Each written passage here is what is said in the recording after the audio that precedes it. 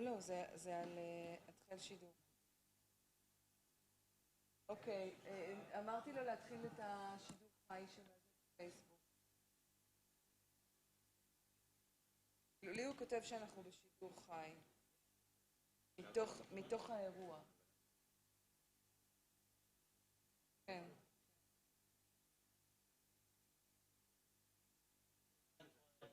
יש להם את המפתחות? גם? אוקיי.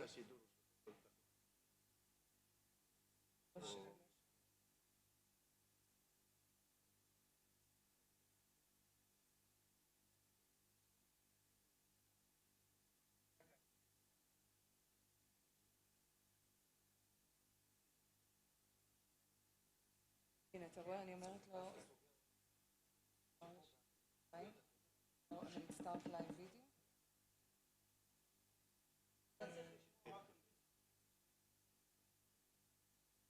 במקביל לעשות דרך חלק דרך הפלאפון ואני לא מצליחה. כן, אז אנחנו יכולות לפנות אותם. כן? את לעבוד דרך הפלאפון. תודה, תודה, תודה.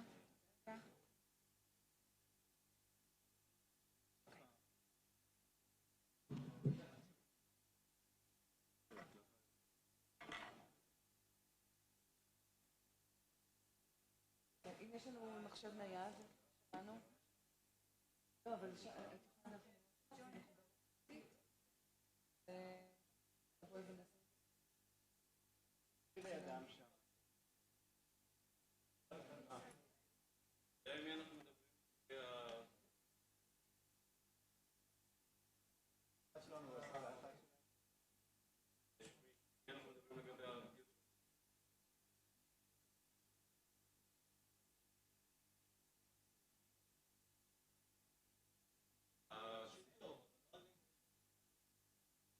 הסטרינקי וה...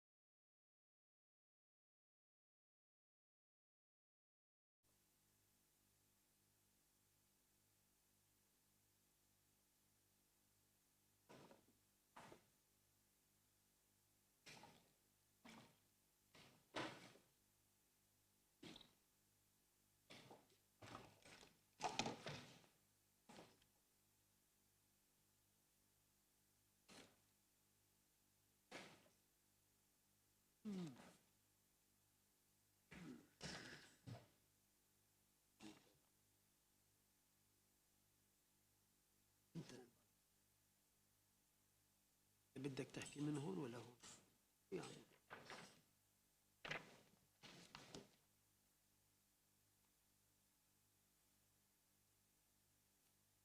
السلام عليكم ورحمة الله. الو وين المايك؟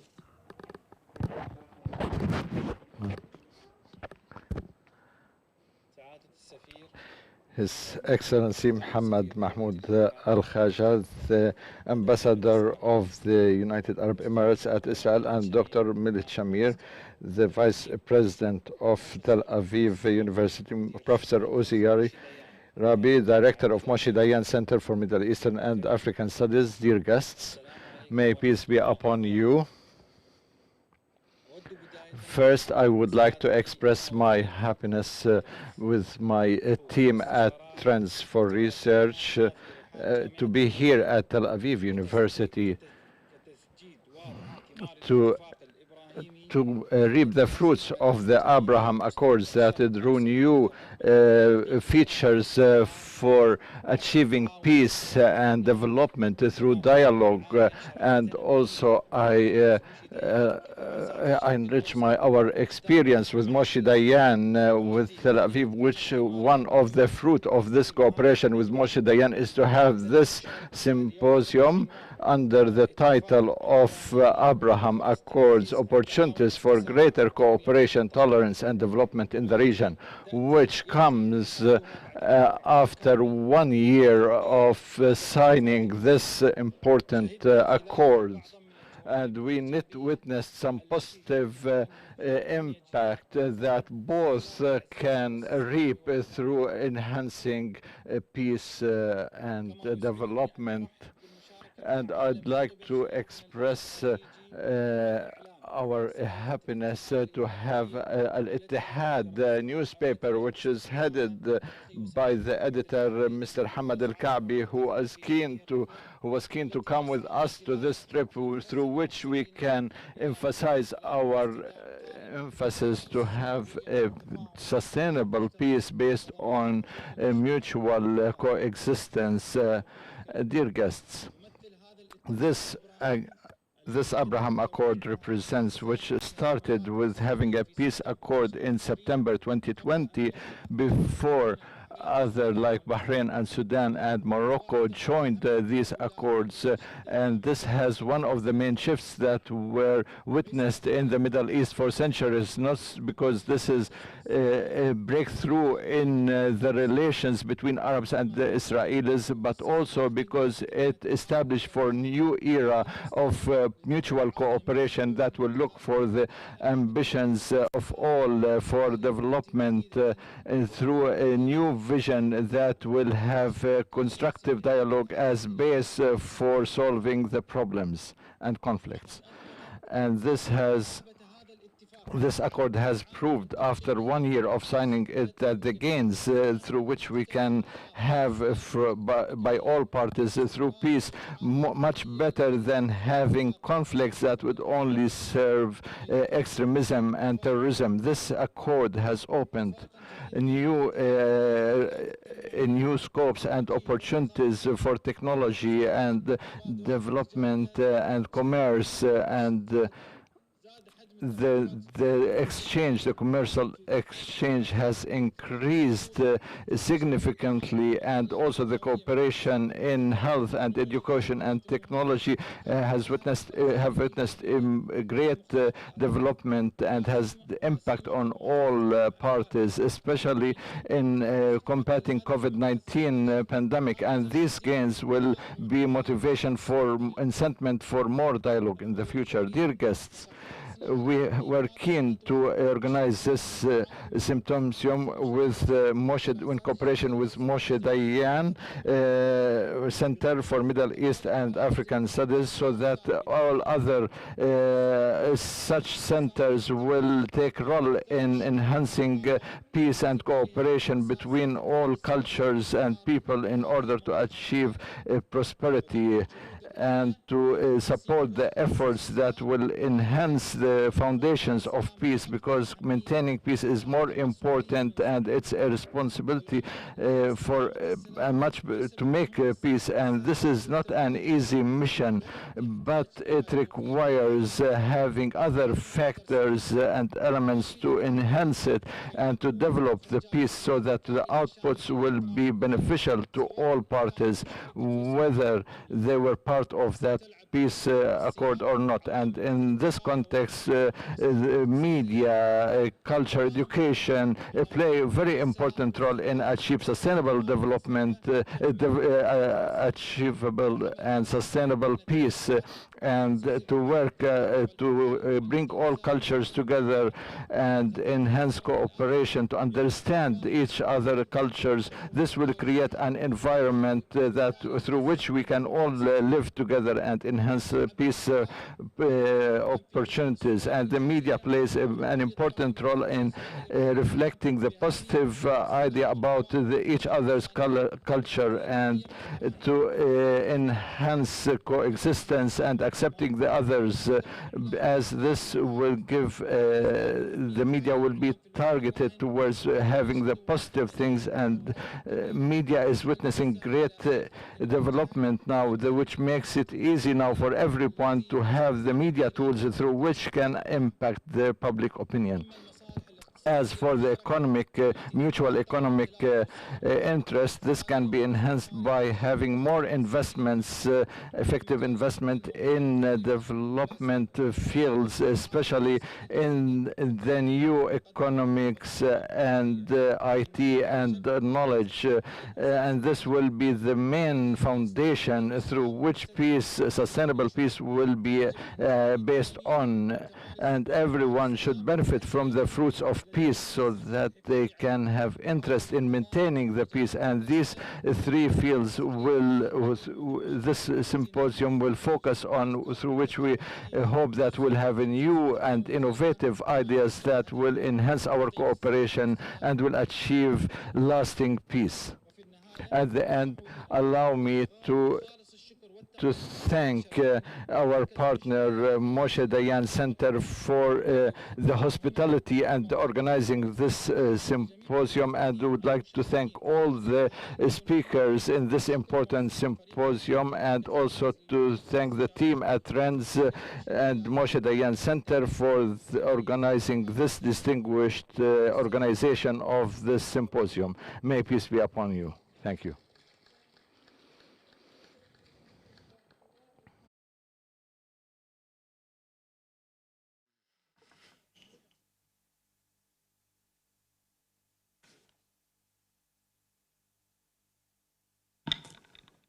His Excellency, Mr. Ambassador Mohammed Al-Khaja, my colleague, Professor Milad Shamir, Vice President of Tel Aviv University, Mr. Dr. Mohammed Al-Ali, my friend and our dear friend from Trent, ladies and gentlemen, researchers, students, dear guests.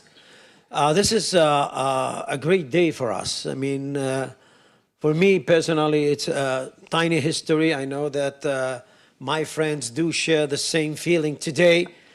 This is basically the first in-person conference we have here in Tel Aviv of a delegation coming from Abu Dhabi, and Tel Aviv University, and of course MDC, Moshe Dayan Center, are very pleased actually to host our dear friends here and to open up something which is going to be the beginning of a wonderful friendship, I would say. Let me, Dr. Al-Ali, just approach you in your language, actually, just to tell you how thankful and how excited all we are at this moment. And أنا أيضا يعني أعبر عن سعادتي الكاملة على هذا المجال، وعندنا يعني اتفاق كامل، وأنا طبعا مع زملائي يعني راح نعزز العلاقات في كل المجالات بيننا، وهذا يكون يعني بين مراكز البحث والخبرة، مركز ترندز في أبو ظبي ومركز ديان في جامعة تل أبيب، وكمان يعني بين الدول. أنا حسب رأيي عندنا يعني دور مهم هون، يعني لازم يعني سوا يعني مع بعض نبني الجسر المستقبل. These bridges for the future, for the coming generations, for the two peoples, and we hope for that will be reflected on the whole region. فما أود أن أقوله أيضا أنا سوف أترجم. Excited, as you know, and this is something that I think we should say at the outset. What we have here is not just a peace treaty between Israel and another Arab country. A year after the Abraham Accords, I think we can say cautiously that it goes beyond a top-down affair between people of politics. Yes, they are there, thanks God.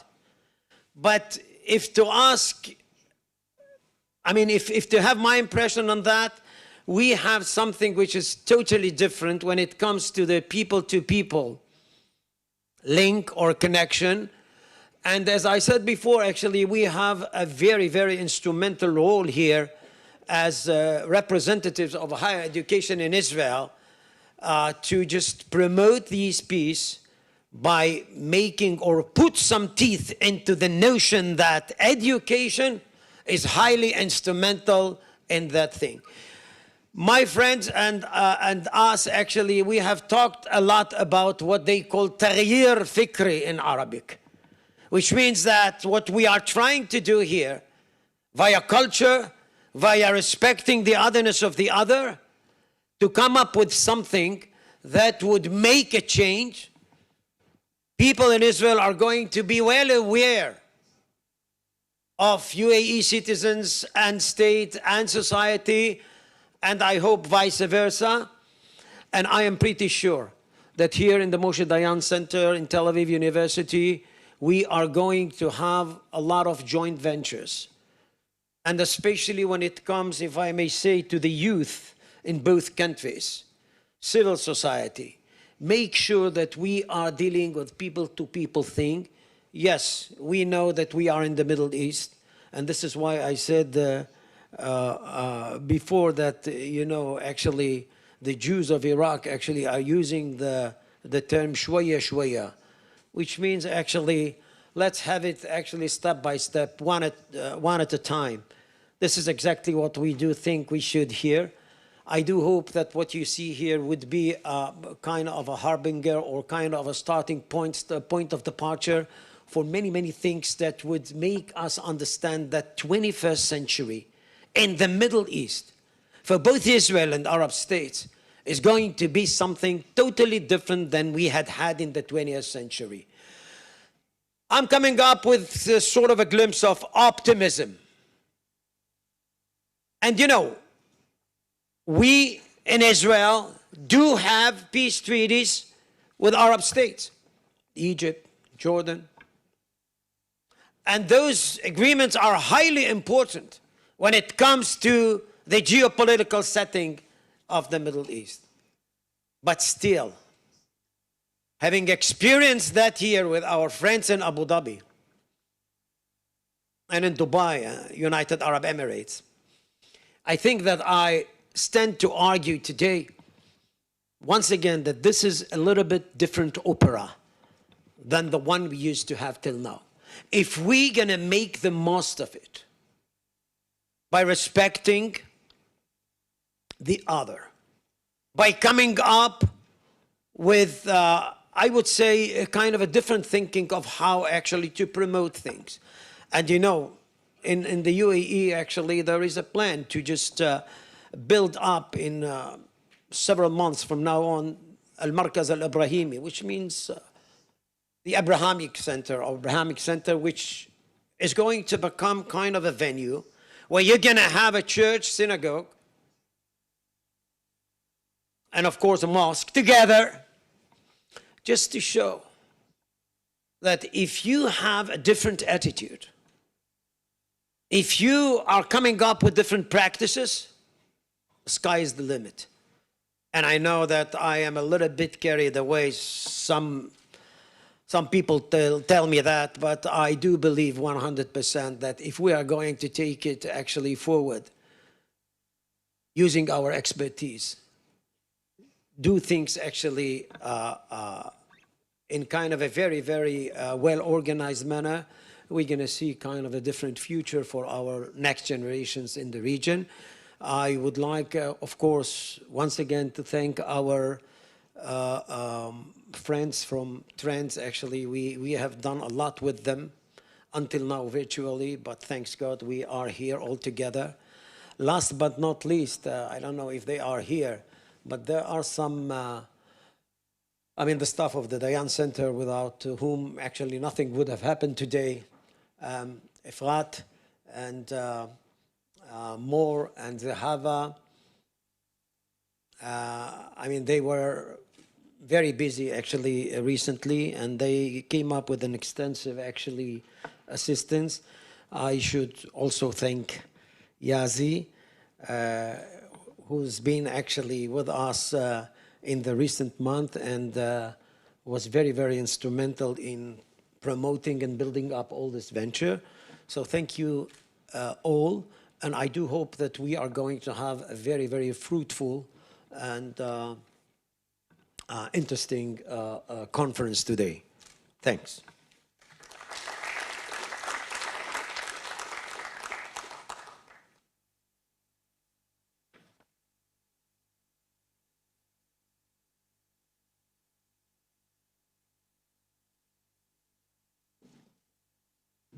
Shalom Aleichem.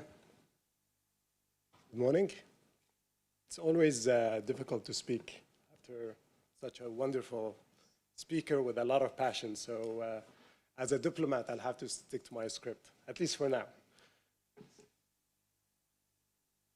Professor Uzi Rabbi, Professor Milad Shamir, my dear friend and ex-colleague, Hamid Al-Ali, dear students, whom I know they are joining us via Zoom link, I'm pleased to meet you all today in this symposium that celebrates our ability to exchange ideas and to communicate what we envision for the future of our communities. It is through diplomacy and open dialogue that the seeds for the Abraham Accords were first mentioned. And through action, we are able to come together and explore how we enhance our cooperation. There are hundreds of opportunities that arose from the Accords, but the tools to curate and turn dreams into reality lie in the hands of us all. It is our collective responsibility to activate the means needed to enhance the prospects for collaboration across various fields, to advance initiatives of tolerance, development, and peace. In September, we celebrated the first anniversary of signing the Abraham Accords, and within just 1 year, we have achieved exponential results in our bilateral ties. Over 60 MOUs and agreements have been signed between the UAE and Israel.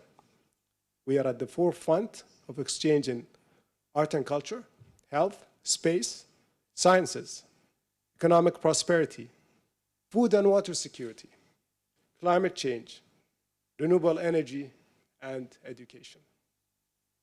Despite limitations due to COVID, we were delighted to welcome over 200,000 Israelis visiting the UAE.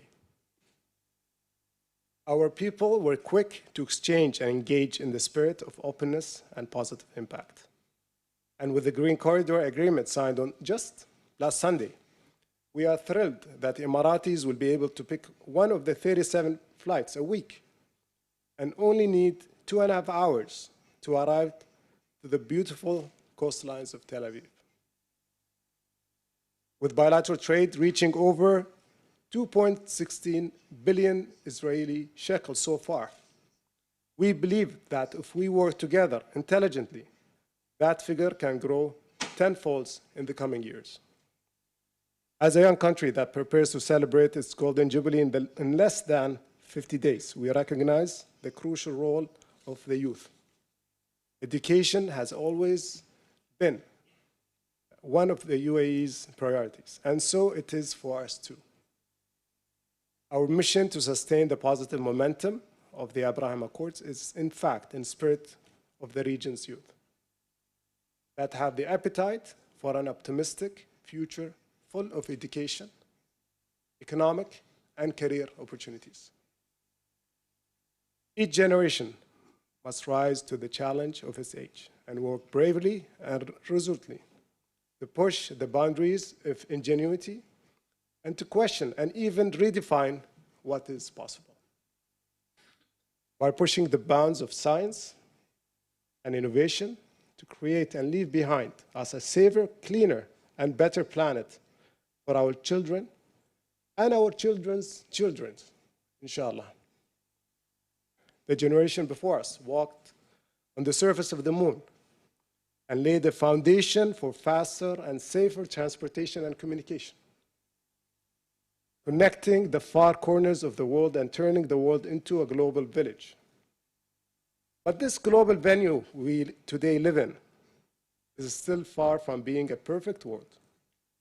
Significant challenges about, from environmental challenges and finding cleaner and better ways to power, move, heat, and cool our countries, to finding ways to create and efficiently use limited resources, water and land, in a manner that utilizes the leading technical minds, universities, and R&D centers in our region, together with our economy's comparative advantages and the limited natural resources that exist in our region. To stand here in Tel Aviv University, a hub of learning and creating human capital. It is through education that we will be able to diversify our economies and compete in the global marketplace. We are able to focus on better preparations for the future. We encourage creativity and collaboration in education, and in light of the similarities between Israel and the UAE as melting pots of culture. I ask you to be dynamic students that embrace knowledge and champion ideas that will positively impact our societies. Use the Abraham Accords as a platform to fuel your drive towards solving global challenges. Allow me at this point to express my sincere thanks to Trends Research and Advisory and to Moshe Dayan Center for Middle Eastern and African Studies for their joint initiatives to organize this important symposium. These topics reflect a praiseworthy understanding of what think tanks should do to promote the values of tolerance, development, and cooperation between countries and their people. The building of peace and achievement of prosperity and common good requires promoting a culture that supports such values.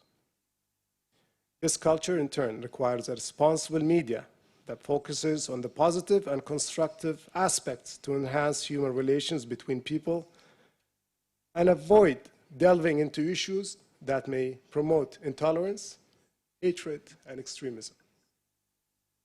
To further advance the goal that we seek to achieve, we must be focused on using the common opportunities and how to deploy modern technology and the huge development capabilities possessed by the two countries to build our desired future. Finally, I wish you all success, and I hope that the symposium will come up with tangible recommendations that support our shared objective of enhancing the opportunities of peace, development, and prosperity for our two countries and all people of the region. Toda Rabba, and good luck.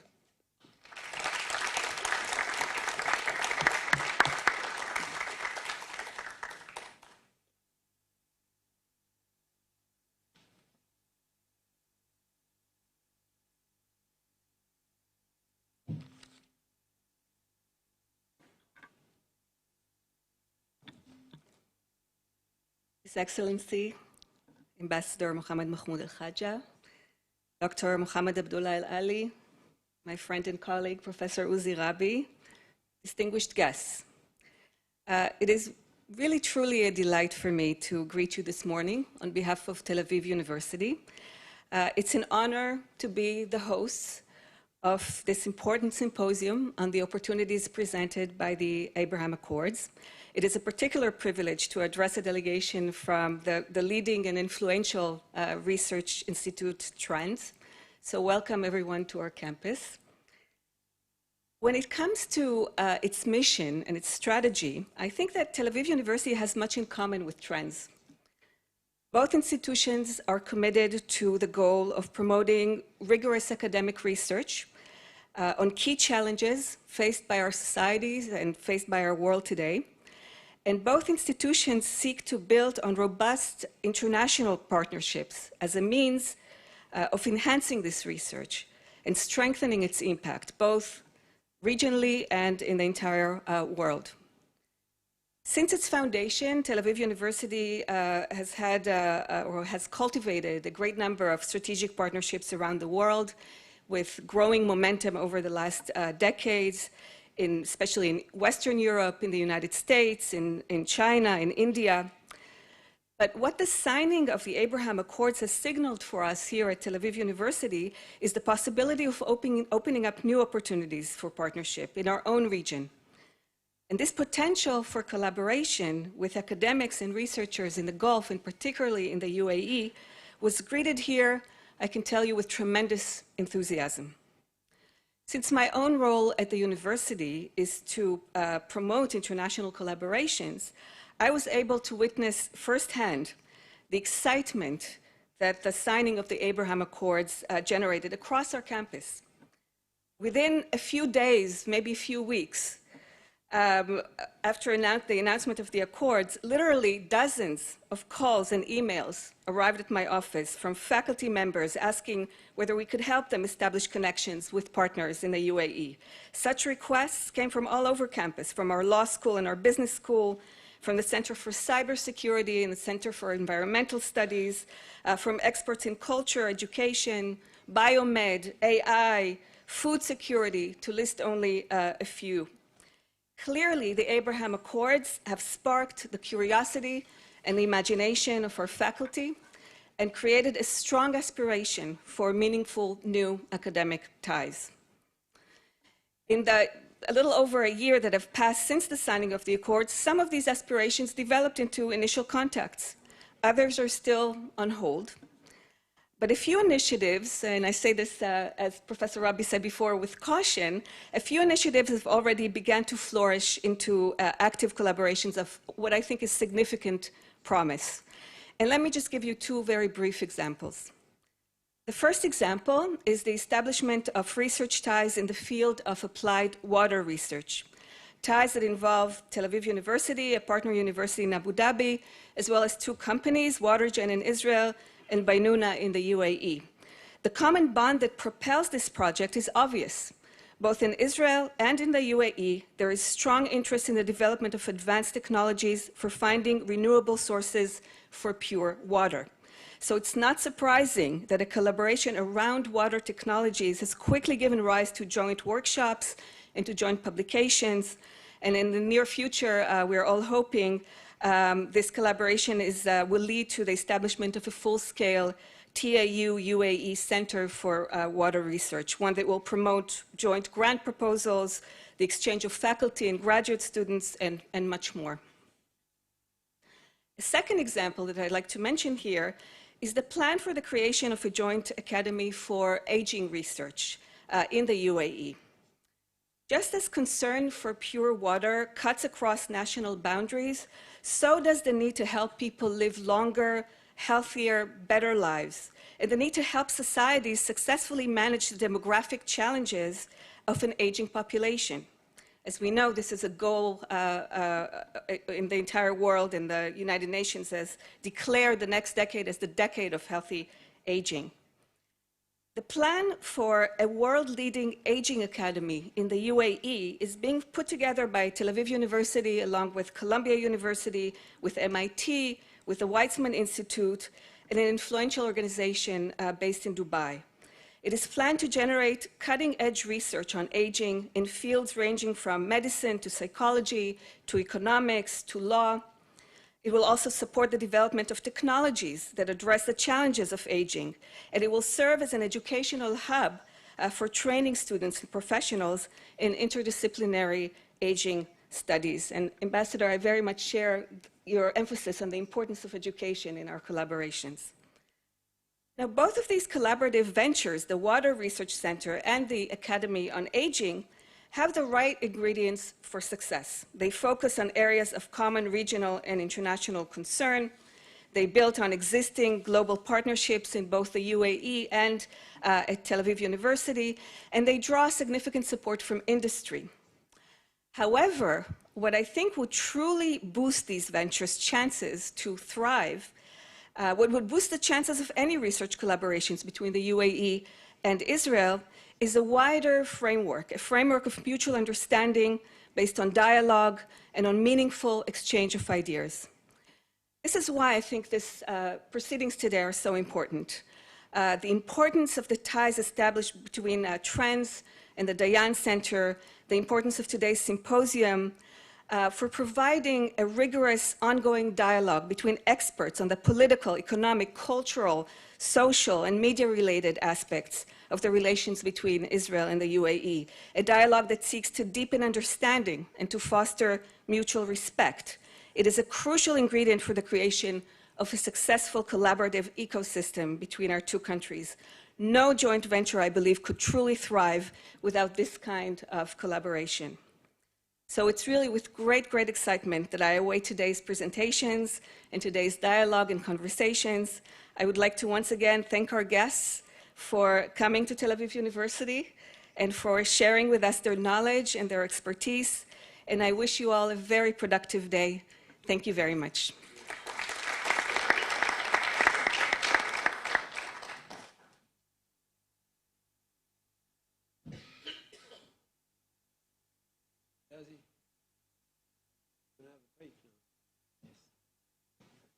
Okay, we're going to have a 15-minute break. Please, you have light refreshment out there. Enjoy. Thank you. We're going to reconvene in 15 minutes, actually, for this first panel.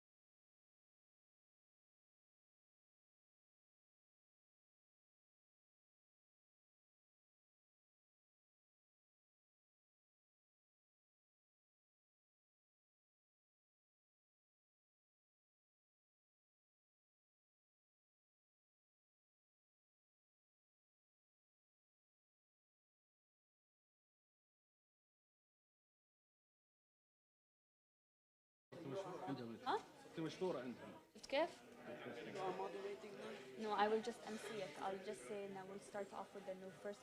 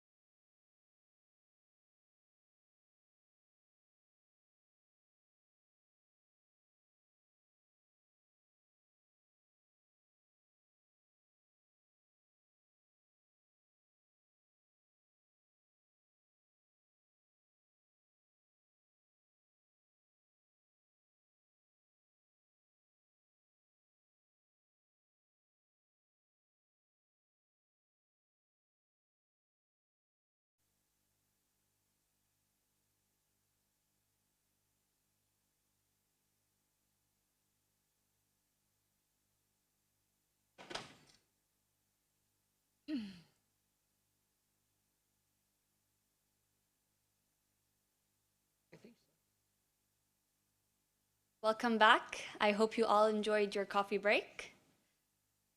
The first session will be shedding light on the role of culture in promoting the values of tolerance and dialogue. The panel chair for today's panel will be Professor Uzi Rabi, the director of the Mushi Dayan Center for Middle Eastern and African Studies. The speakers will be Mohammed Khalfan al-Sawafi, political researcher, and Dr. Leora Haldelman Bavor, I'm sorry if I pronounced your name wrong, director of the Alliance Center for Iranian Studies in Tel Aviv University. I hand over it to our moderator today, Professor Uzi Rabi. Thank you very much.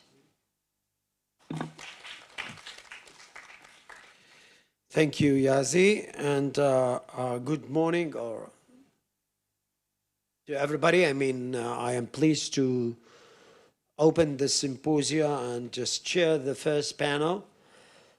And this panel, in my opinion, is highly important when it comes to our symposia. Why? Because we are now a year after the Abraham Accords. There are many thoughts about what is left behind, where do we stand now, how should we refer to the Abraham Accords. Many would argue, even Israelis, that this is a mere geopolitical tactic, maneuver of my enemy's friend can be, my enemy's enemy can be my friend. I don't want to elaborate on that. Partially, it's true. You know, I mean, Israel and the UAE do see eye to eye when it comes to both challenges and opportunities in the region. At least from my experience, I can say that. So geopolitics are there.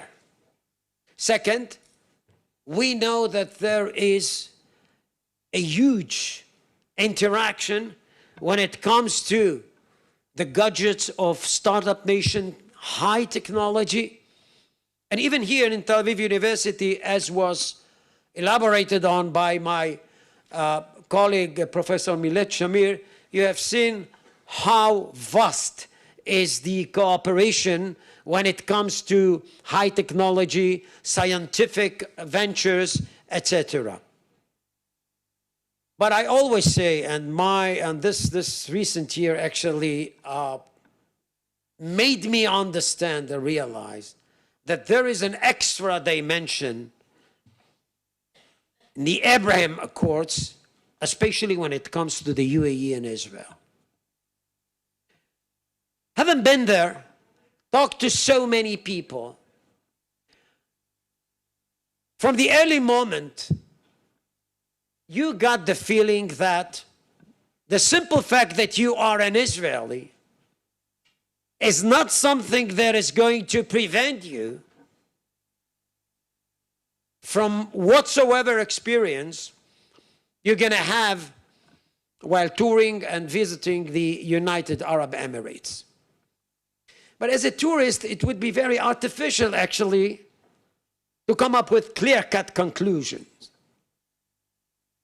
Since I am writing, actually, a book on the United Arab Emirates, and one of the chapters is dealing with culture, media, I thought that it would be very essential to go through the curricula at all levels and see what are the messages being sent to students, pupils at all levels in the United Arab Emirates. And I have been asked about that too many a time. And here is the main thing here. Tolerance, respecting the otherness of the other, stay away of extremism of any sort, especially those professional troublemakers who are using religion for promoting political objectives or group interest or whatever. This made me understand that there's a lot here that comes from above. Yes, it is orchestrated by the state. But what I have found is many ramifications of that trend when it comes to the people at large. Emiratis do think and come up with different impressions as to what the Middle East is, what it should be. And simply put, I think that there are here a case of two states who, at a certain stage, asked something that is unheard of when it comes to the modern story of the Middle East. Why not? Why not? if you are not my enemy? If we have a mutual interest, why shouldn't we put it to the test? And this is exactly what we have here. This is a multi-layer building. To stick to one floor, geopolitics or high-tech, would be just part of the wisdom. We have to take it all and give it a chance, because here we are going to provide together a new vocabulary, new terminology of how to come up with this peaceful coexistence. So all these things in Arabic, تعايش سلمي, or تغيير فكري, you give a change your thought about things, your attitude about the others. This is why I do think that we have here something that bears a huge potential for changing things in the Middle East. And thanks God, here in Tel Aviv University, we are blessed to have the opportunity to lead that when it comes to higher education. And once again, since education is so important and so instrumental in that process, we are responsible. We should take upon ourselves the commitment and move forward with it. For that purpose, we compiled this first session. What is the role of culture in promoting the values of tolerance and dialogue? And we have two distinguished researchers, for that matter. The first speaker would be Muhammad Khalfan al-Sawafi. And Muhammad wrote a lot about that stuff in periodicals, papers. I'm pretty sure that his contribution to our discussion is going to be highly essential. The second speaker actually would be Dr. Leora Hendelman Bavour. Dr. Hendelman Bavour is the head of the Alliance Center for Iranian Studies in Tel Aviv University. She's coming from the other side of the Gulf, so to speak. But she has a lot to say about what we have here, because culture, media, and stuff which is related to understanding the other and tolerance is something that she also has written a lot about. So without further ado, Muhammad, please.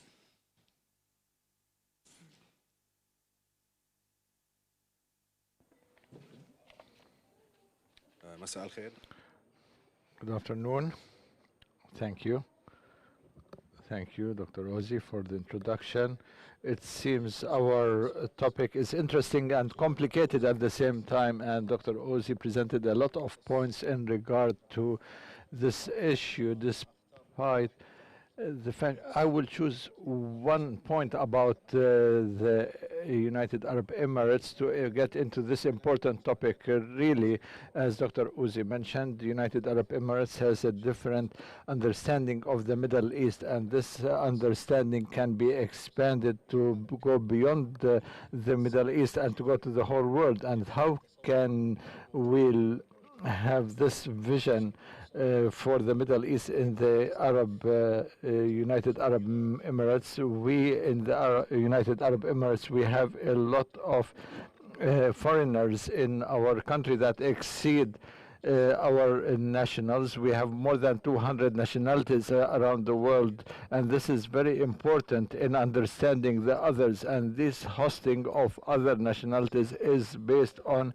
heritage, historical heritage since the establishment of the Emirates in the 70s, in 71, based on accepting the others and focusing on dialogue for understanding. My presentation will be for three categories, so I have only 7 minutes, and then we can have more discussions. The first point in regard to culture, I believe there is a big importance for dialogue. Most of the problems that exist in the Middle East and in the world is related to the understanding the culture and the stereotyped ideas about the others. So each one has a stereotyped idea about the other people, and this stereotype image will not change if we don't have communication and dialogue. And our presence today at Trends today is one of the means of dialogue and to open channels with you as a first step.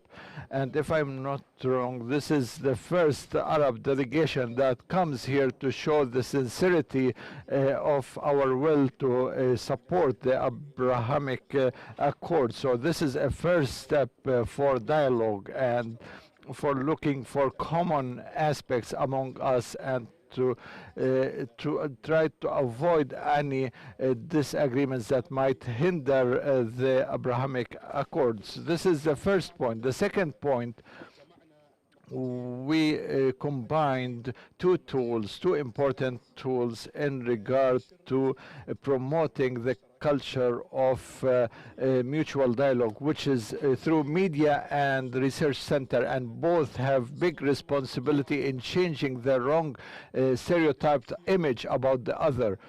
So I believe many of the friends here in Israel and back home, or here in Israel, they have untrue image about our people in the Emirates, and this based on the research that or the ideology that each one of us has about the Emirati people, and also the traditional media and the social media. These are two important tools that are present today with us, and they have the responsibility to redraw the true features and characteristics of the United Arab Emirates and how they look at Israel as state and people and how to accept each other. This is the second point. The third point, which will I include my intervention with,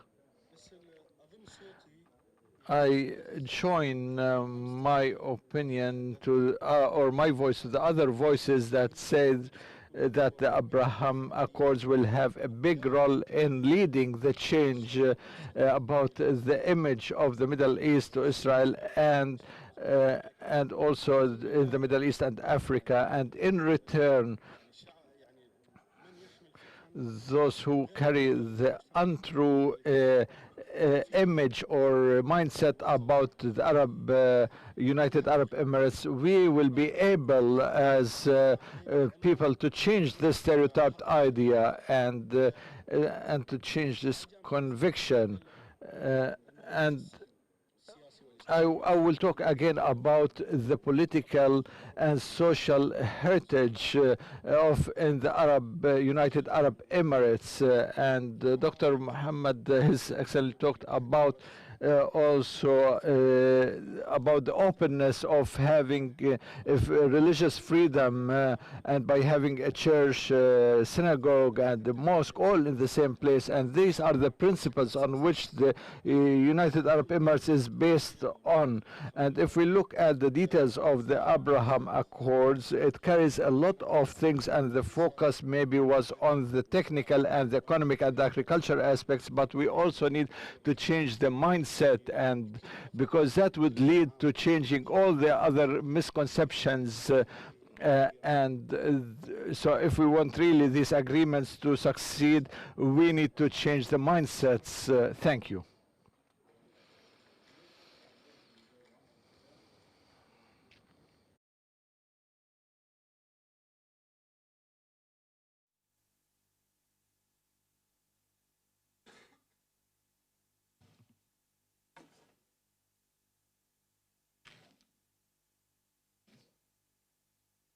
I would like to thank Trends and the Moshe Dayan Center for the meticulous organization of this inspiring joint event.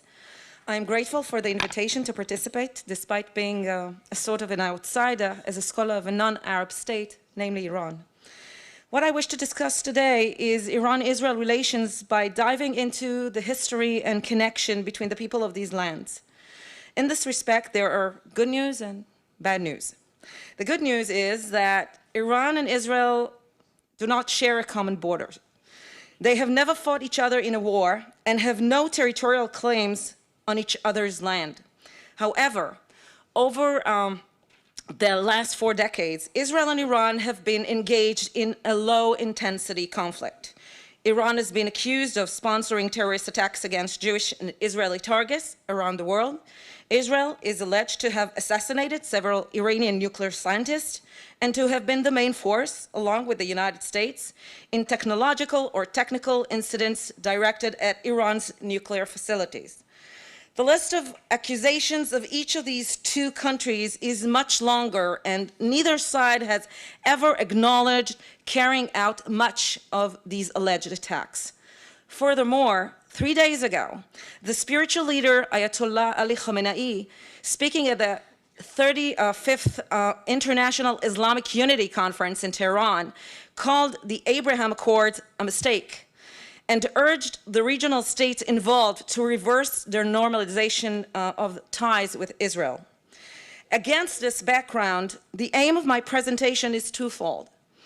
I wish to show that contrary to the contemporary mutual hostility and conflict projected from the headlines that govern the international media and also the Israeli media, Iran-Israel relations are much more nuanced and should not be viewed from this limited perspective alone.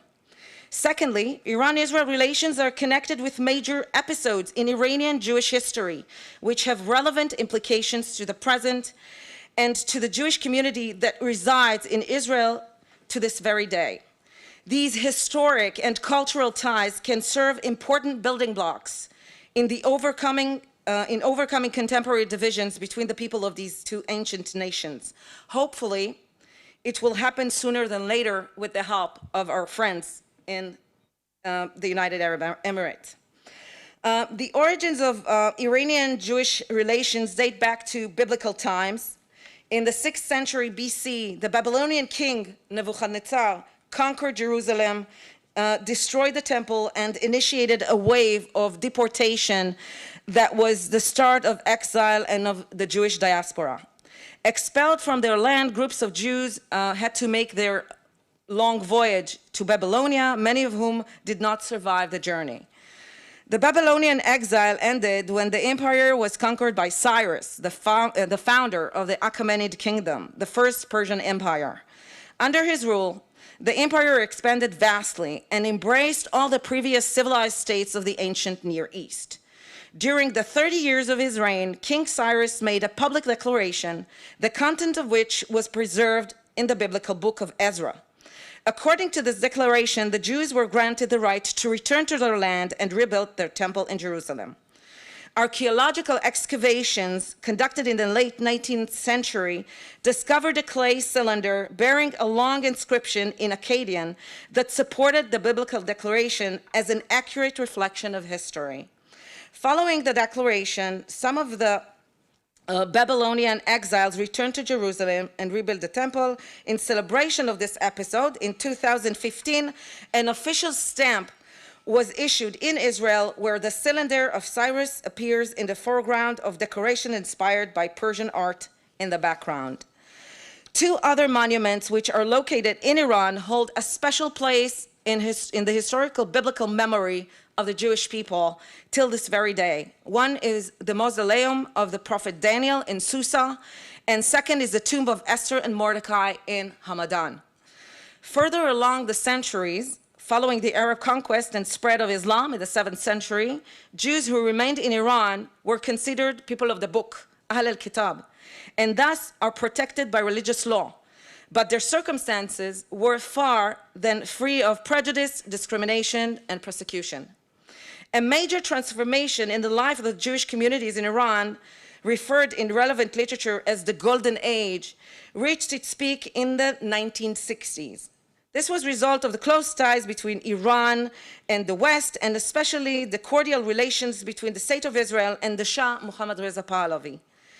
In that period, Iran's Jewish community prospered economically and enjoyed cultural autonomy, and some of them rose to high position in the civil service.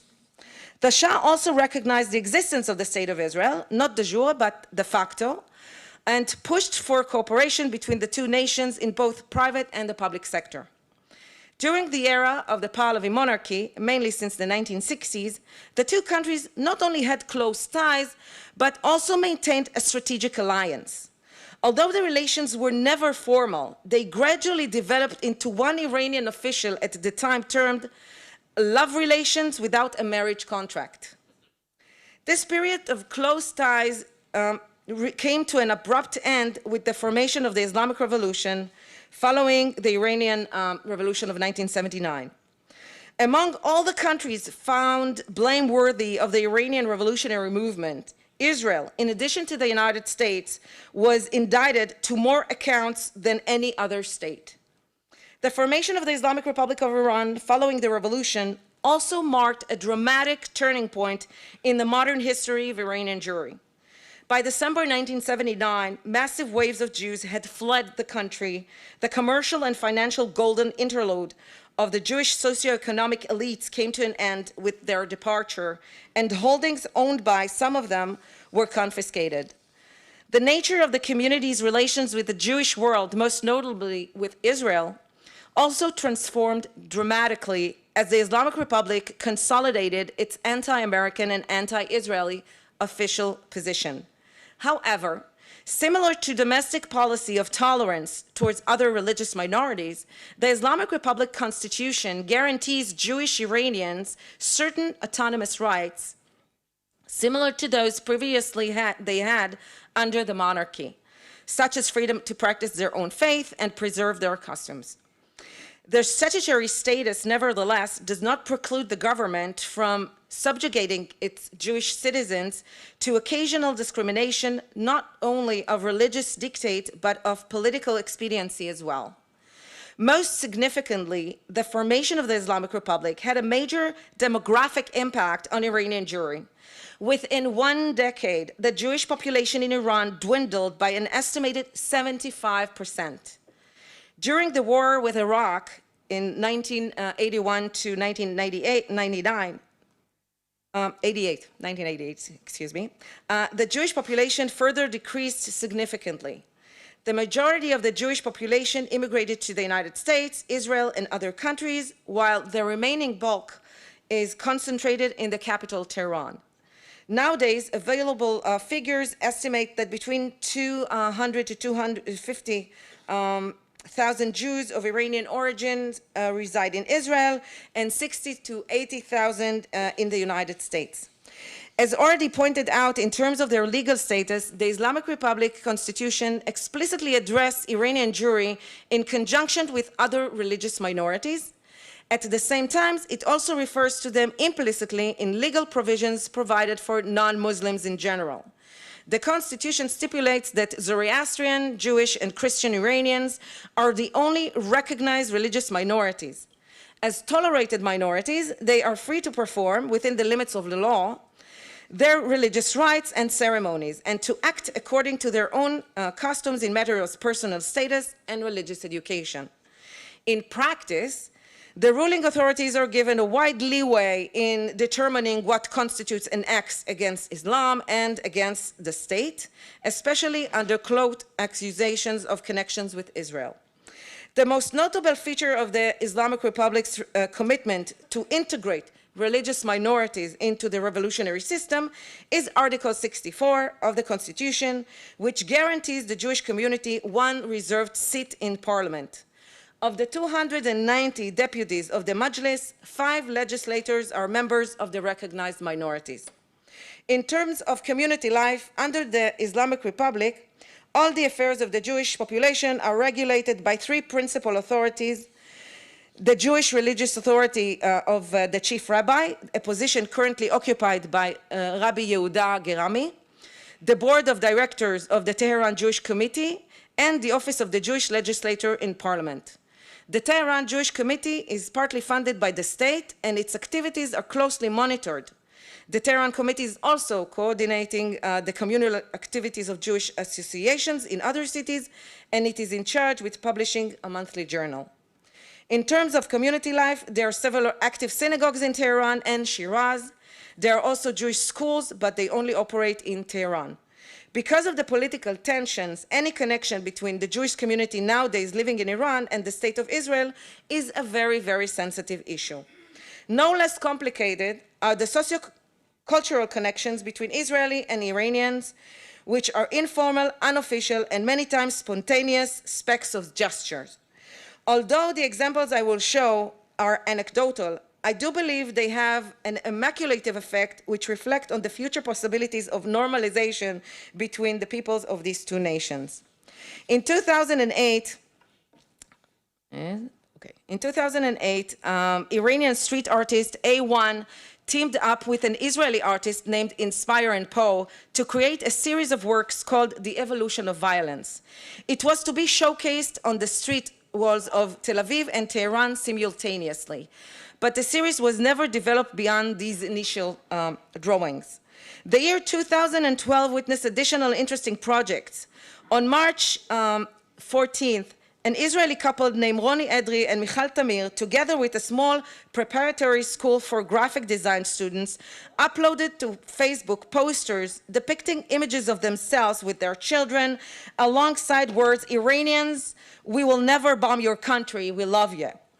In the course of several days, the page received over 120,000 likes. A video posted on YouTube in March 2012 with similar messages of "Iranians, we love you," showing Israelis belonging to different ages and classes, was viewed in one day more than 40,000 times. Around the same time, another initiative at the University of Haifa launched a project of TETEL, an acronym for Tehran, Haifa, Tel Aviv, with the hope of opening direct and apolitical bridge between Israelis and Iranians. Also in 2012, the Israeli-Iranian pop star diva Rita released her album All My Joys in Persian. Shortly after, the songs were uploaded online and her album won an underground fan base in Iran.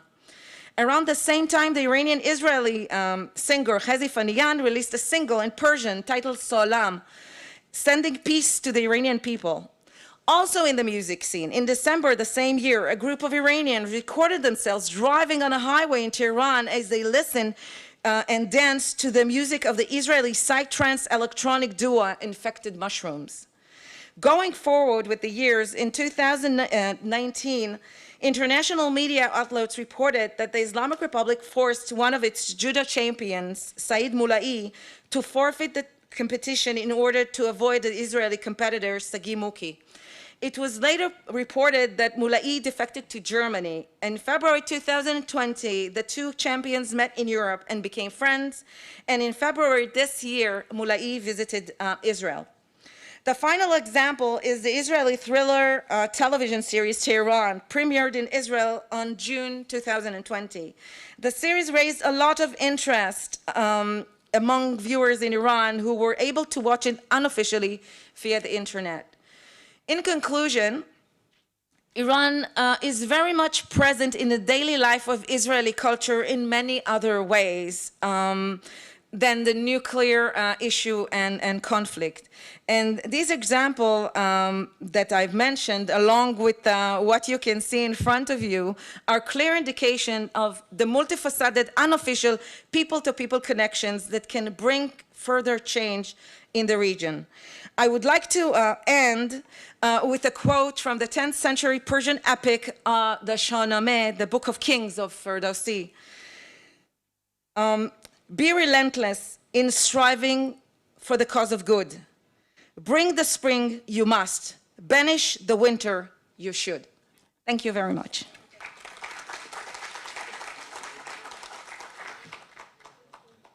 Okay, thank you, Leora. We are left with 20 minutes to have a lively discussion about this issue.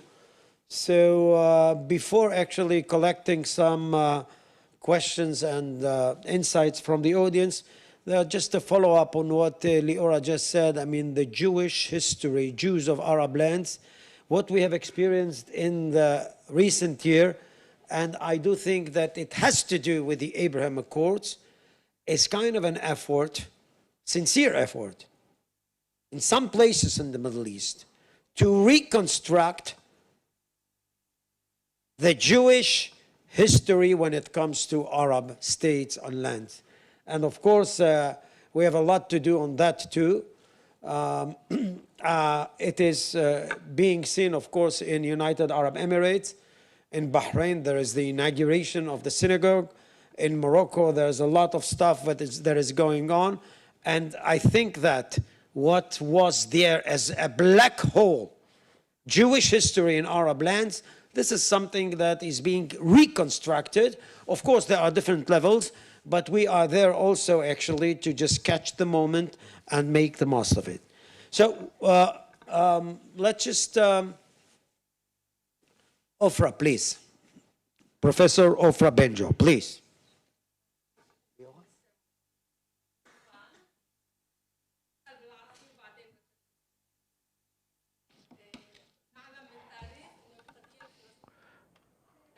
I can't hear her. She needs to use the mic.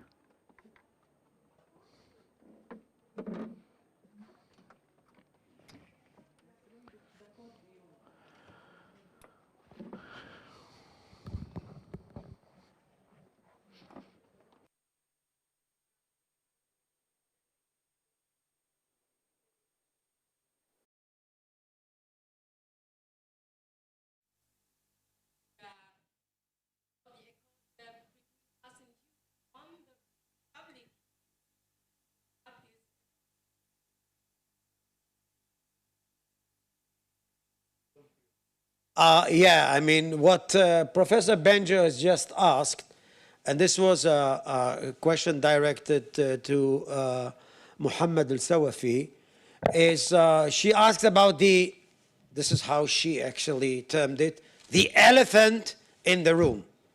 So this is how actually she refers to the Palestinian issue, which is definitely still there. It's a very big problem. But to what extent this is something that is being taken into account when it comes to the Abraham Accords? What necessarily actually could be the, let us say, policy or attitude of Emiratis in that regard? So in what sense there is a correlation between things, or maybe it's just kind of a contrast or contrasting each other? يكون نقيض لما يحدث.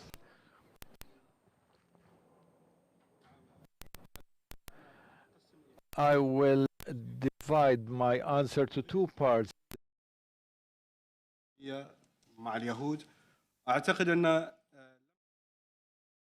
This is not only a dispute or disagreement between the Emirates and the Jews. This is a global issue, not only the Arab-Jewish relations or the Emirate-Jewish relations. In regard to the Emirates today, we support the peace process, and we reiterated that more than once. We want to achieve peace in the region.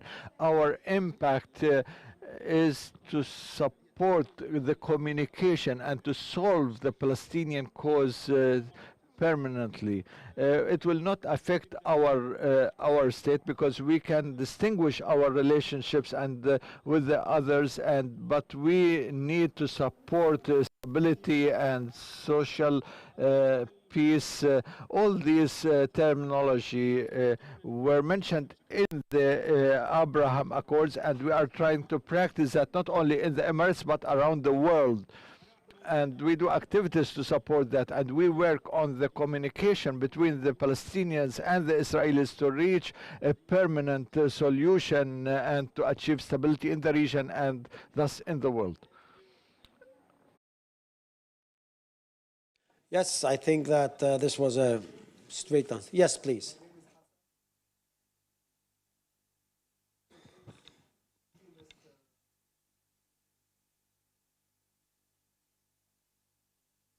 Muhammad al-Sawafi. excuse me, if you are from Palestine, can you speak Arabic, please? Can you speak Arabic, please? Because I'll repeat the question. Yeah.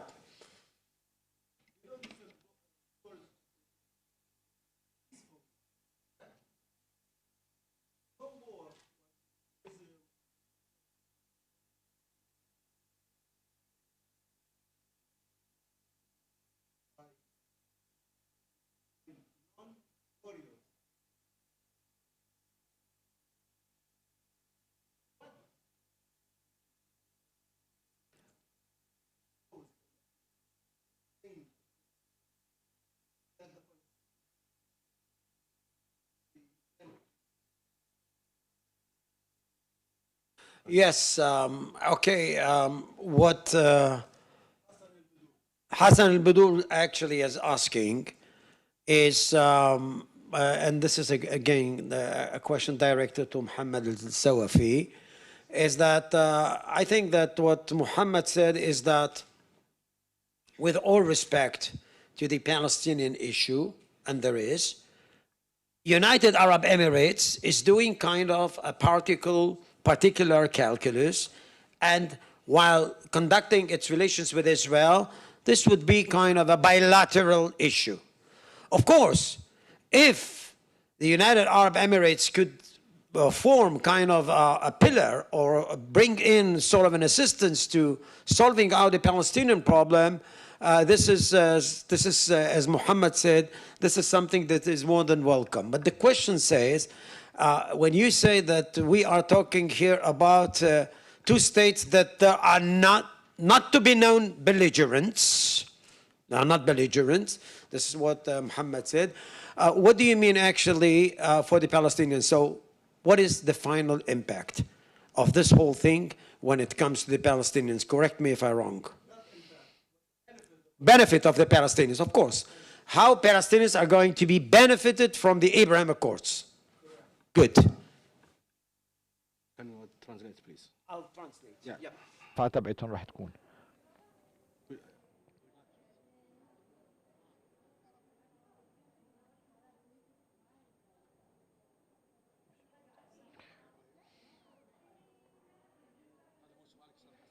Is this your question, Mr. Hassan? What would be the benefit for Palestinians from the Abraham Accords?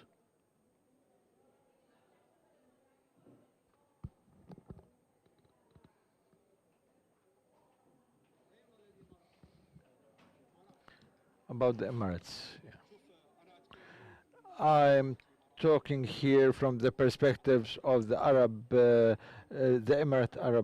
United Arab Emirates, and the peace is beneficial to all and to Palestinians as well. And I think the Palestinians have suffered a lot from conflicts and wars that were without results, and only those who have their own agendas benefited from these wars, and other countries benefited from that conflict.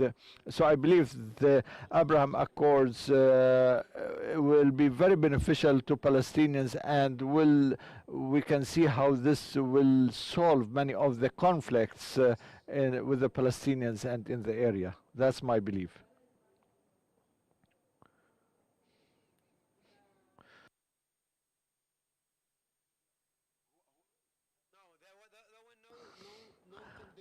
لا يوجد هنالك شروط هنالك to give a hand to the Palestinian issue when the time comes, and definitely, if I may say so, and this is actually just to repeat what Muhammad said, this should be taken as a bilateral peace treaty between Israel and United Arab Emirates. There were no shuruts, but I think that the intention is one way or the other to bring some benefits to the Palestinians too. Of course, it has to do with the Israeli and Palestinian consent on kind of a solution to their problem. Muhammad, would you like actually to add something? Yeah. Leora? I want to ask. Yeah, please, please. Okay. What I want to ask is, one of the things that I've mentioned is the pressure coming from Iran on the United Arab Emirates to reverse Yep. Abraham Accords, from the ties with Israel. There is a lot of pressure from Iran, from different levels, official and unofficially. And Israeli, not only as a scholar of Iran, I wonder how you stand the pressure. I mean, do you pay attention to it? Is it something that it's not new? Because as the supreme leader of Iran said, he considered the Abraham Accords a fault and a mistake that jeopardized Islamic unity. So I'm actually asking, what is the response Of from your side? the Emirati side. هذه الضغوطات التي تمارسها إيران عليكم. أعتقد أن أنا جانب I will only focus on the Emirate, but I can't intervene about other relations. هل سألتم There is a lot to say about Iran. I mean, the Iranian people, actually, as Leo represented, I mean, some of them are messed up with this regime, and some of them even say some good words about Israel, and more so. And we know it.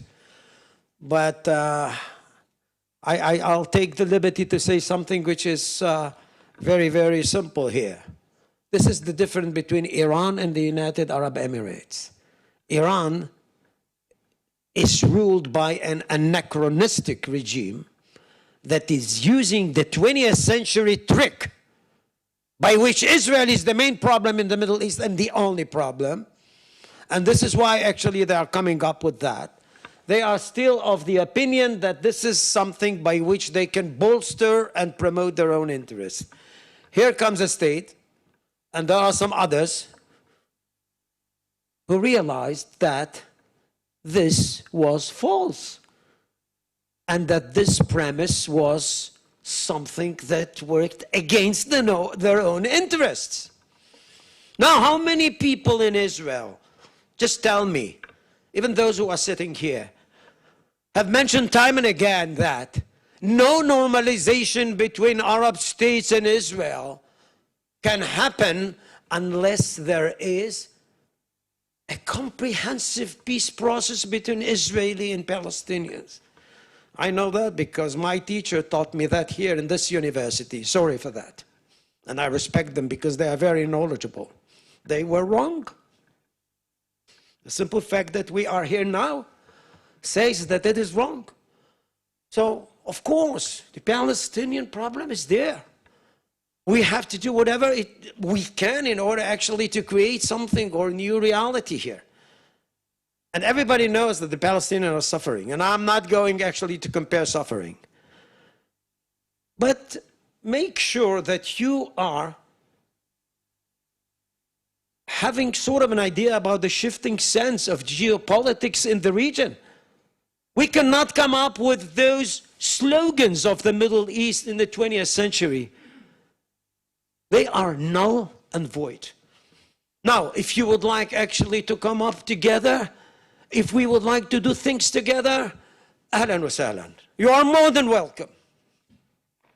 And I think, knowing my Emirati friends and what they have in mind, they are not neglecting the Palestinian issue, as many would argue.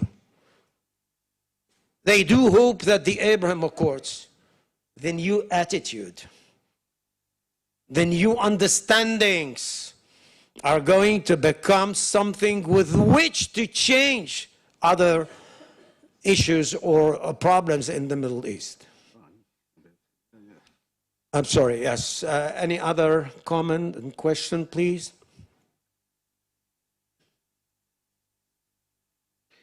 I mean, we have 5 minutes. Please.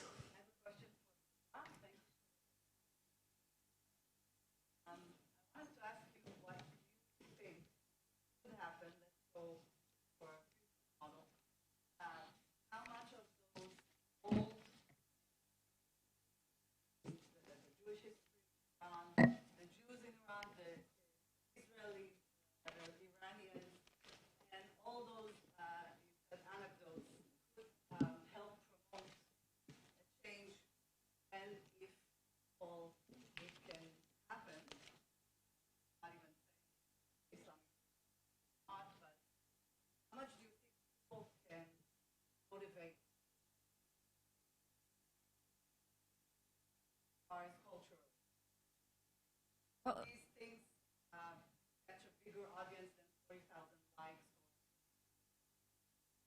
How much of this connection has now established? Luckily, page, and I know that there are Lebanese that are in connection.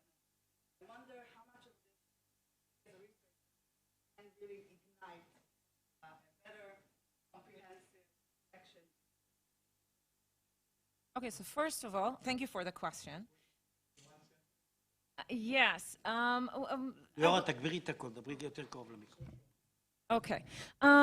How the anecdotal incidents and connections that I showed between the people of Israel and Iranians can actually initiate an actual change in the future, someday in the future. And one of the things that I said was that hopefully it will happen sooner than later. What we saw is that there are so many bridges that can tie Iranians and Israelis together. And I believe, again, that our friends here from the United Arab Emirates can have a lot of, a very significant role in advancing it, because I think that there are more things in our history and in our culture that can put us together than separate us. And it just strikes me right now when I'm thinking about how to answer your question, a quote from Eleanor Roosevelt. And she once said, it is better to light a candle than to curse the darkness. So if we put the positive things and the things that unite us from the past and the culture, instead of looking at what separates us, I believe that we can have a better future, again, for our children, for our grandchildren. There is a whole new generation in Iran that was born after the revolution. The sole knowledge of the region is what the Islamic Republic is putting or instructing through their curriculum. I believe that what happened with the Abraham Accords showed of how fast what we thought is impossible becomes possible. And I heard yesterday Uzi said that, I think he was quoting Emil Habibi, right? Saying that he said he's very pessimistic, but he's becoming optimistic, and he's optimistic. So I want to believe that the change can happen very, very fast. And I believe that if there will be a will, there will be a way, because there are a lot of things that connect these two cultures together. Again, from ancient times, from before the current hostilities. One last question. That must be something which is really, really... Joel. Dr. Joel Parker, Moshe Dayan Center.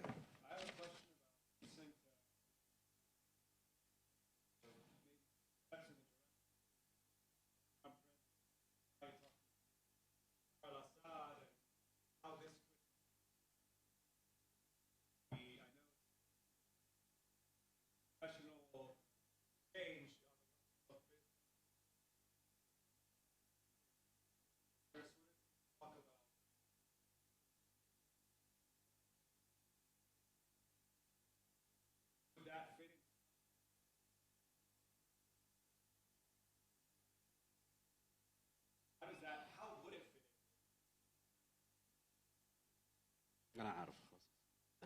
أعتقد أن نحن هني جاي نركز على الجانب الثقافي. Here we are focusing on the cultural aspect of the Abraham Accords, and we're not going into other political files between Syria and Emirates and other relations. This is not the venue for that. We are talking about the role of culture in benefiting from the Abraham Accords.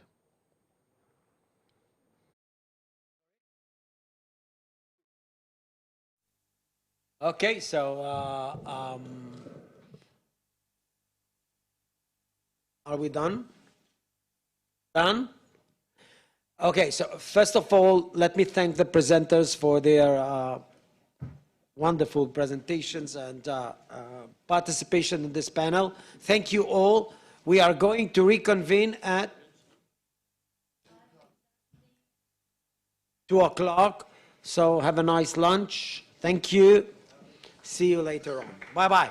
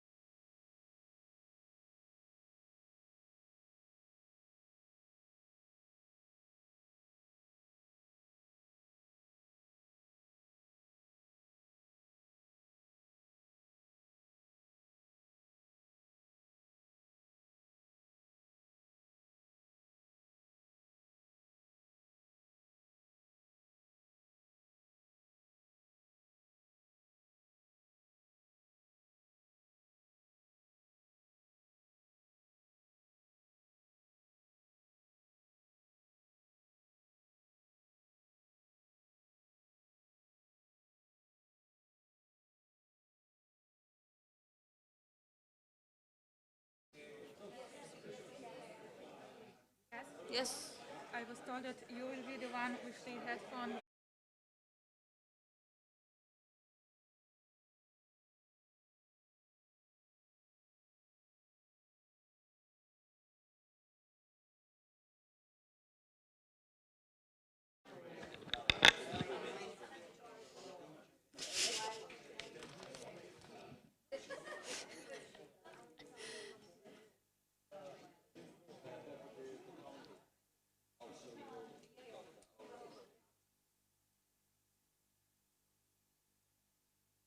We start. Okay.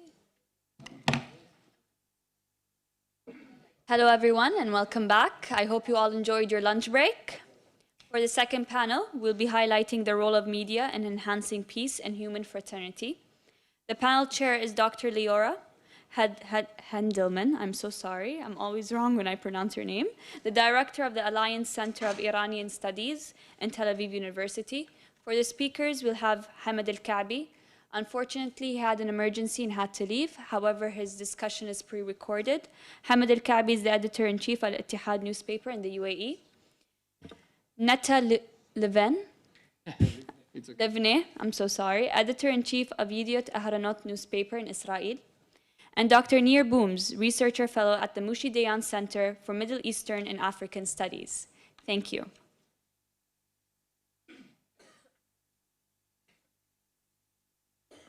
Okay, so مساء الخير.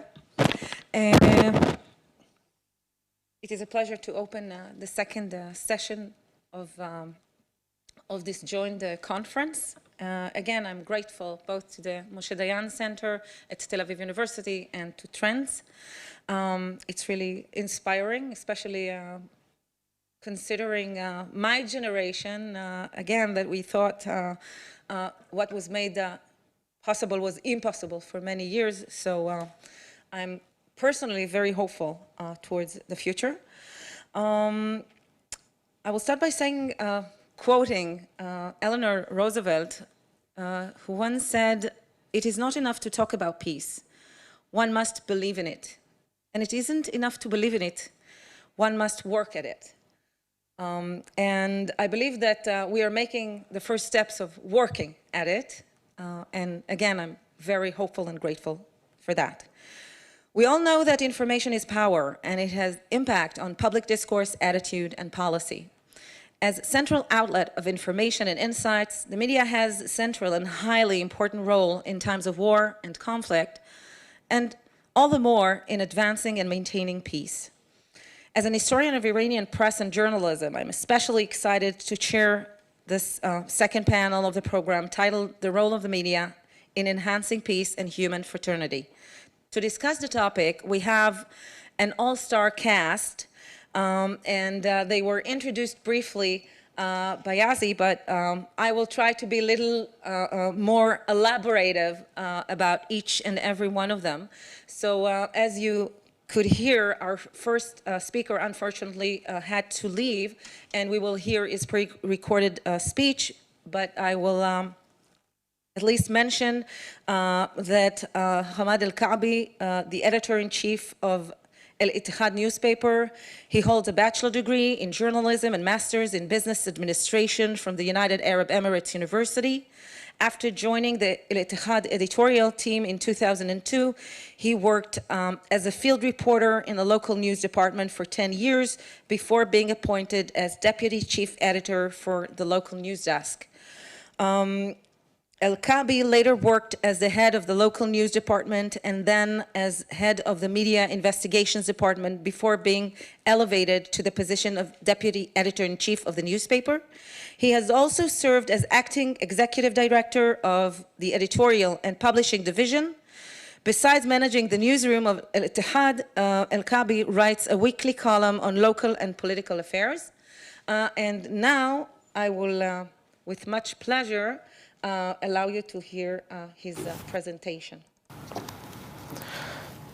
قبل ما يزيد على عام واكبنا في About a تغطيتنا year, more الصحفية than a year ago, الاتفاقات الإبراهيمية the Abrahamic وكيف Accords نقلة نوعية were في طبيعة signed, and العلاقات it was a بين دول qualitative منطقة leap الشرق in the الأوسط relationships between ورصدنا countries in أبعادها the Middle East. كخطوة We followed the of this historical step taken by the United Arab Emirates with a clear vision towards a future of coexistence and brotherhood and cooperation.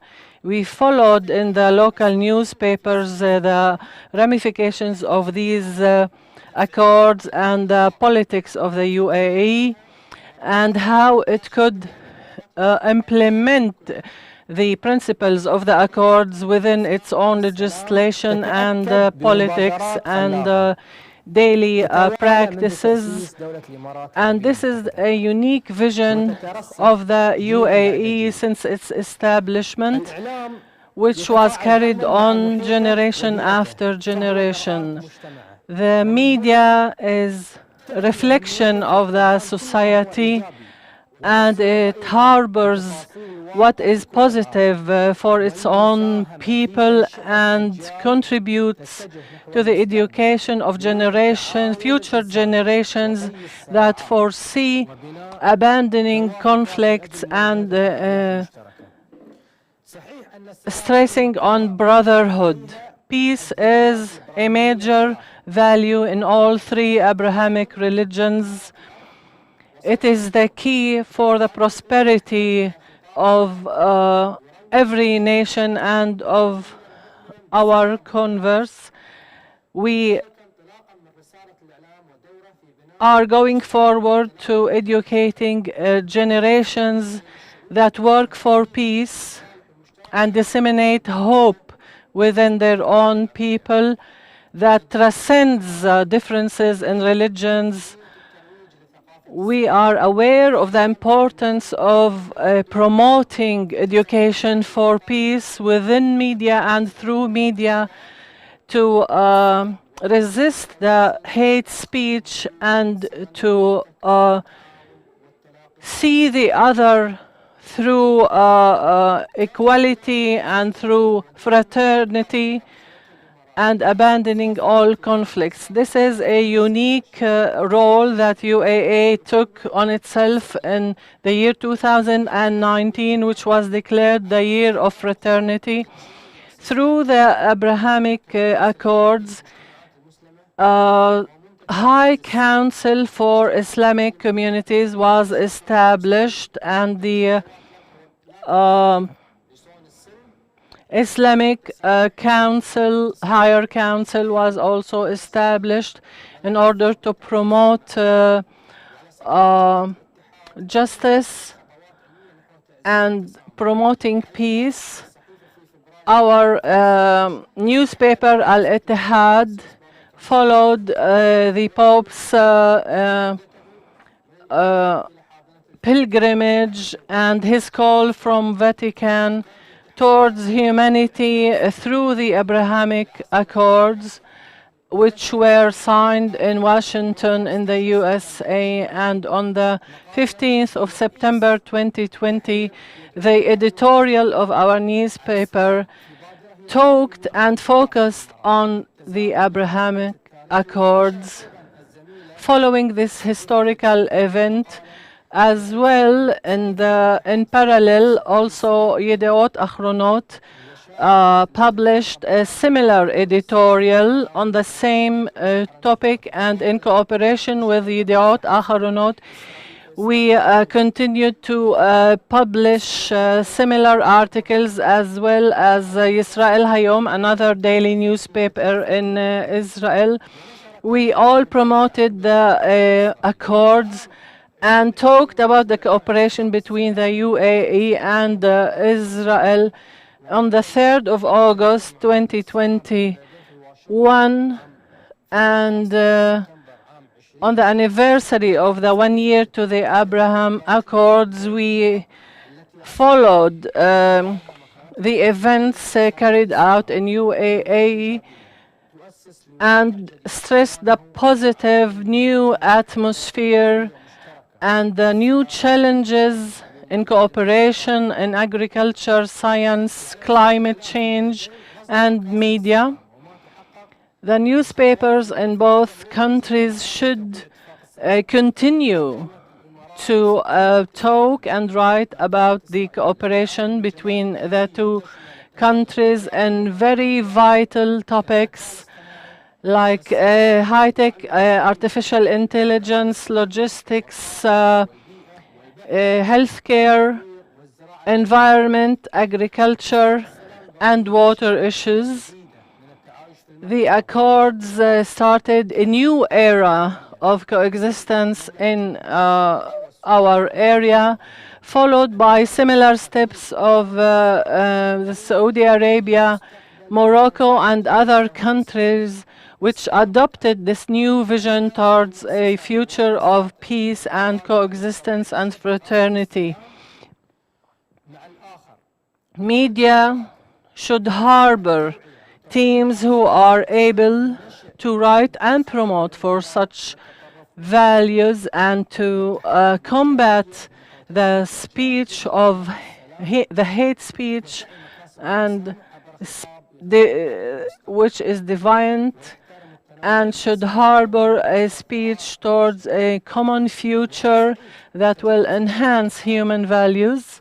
From our experience in Al-Ittihad newspaper, we were present always in this file and topic of coexistence, tolerance, and peace. There are steps, proven steps, and not only words or theories to the role of media that could establish a path for all newspapers to follow. Media is able to establish the basic steps for followers of the three religions in order to come together and resist natural disasters and work together towards, for example, in the battle against the coronavirus. The media in the United Arab Emirates played a very positive role of raising awareness and disseminating vital information to help others. Thank you for giving me the time to convey my message to you, and I wish for this very valuable conference where researchers from the United Arab Emirates and Israel come together, and I wish you a very fruitful and positive outcome for the benefit of your people and the region as a whole. Thank you.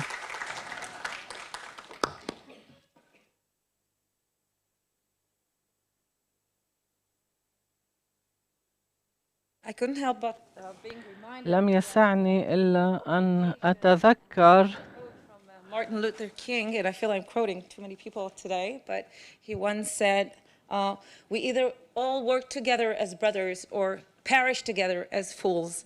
So this is something to think about. Our second speaker is Netta Livne. He began his journalistic career in Galei Tzahal. You can correct me if I'm wrong, I don't want problems with the press. In 2002, he began working for the Ma'ariv newspaper. 5 years later, in 2007, he was appointed head of the Ma'ariv news department, and in 2011, he was appointed deputy editor of the newspaper and editor of the weekend supplement Sof Shavua. In November 2012, he was appointed head of Yediot Achronot news department, and in 2018, Livne was appointed as editor-in-chief of the newspaper. We are very happy you could join us today, Netta. The floor is all yours.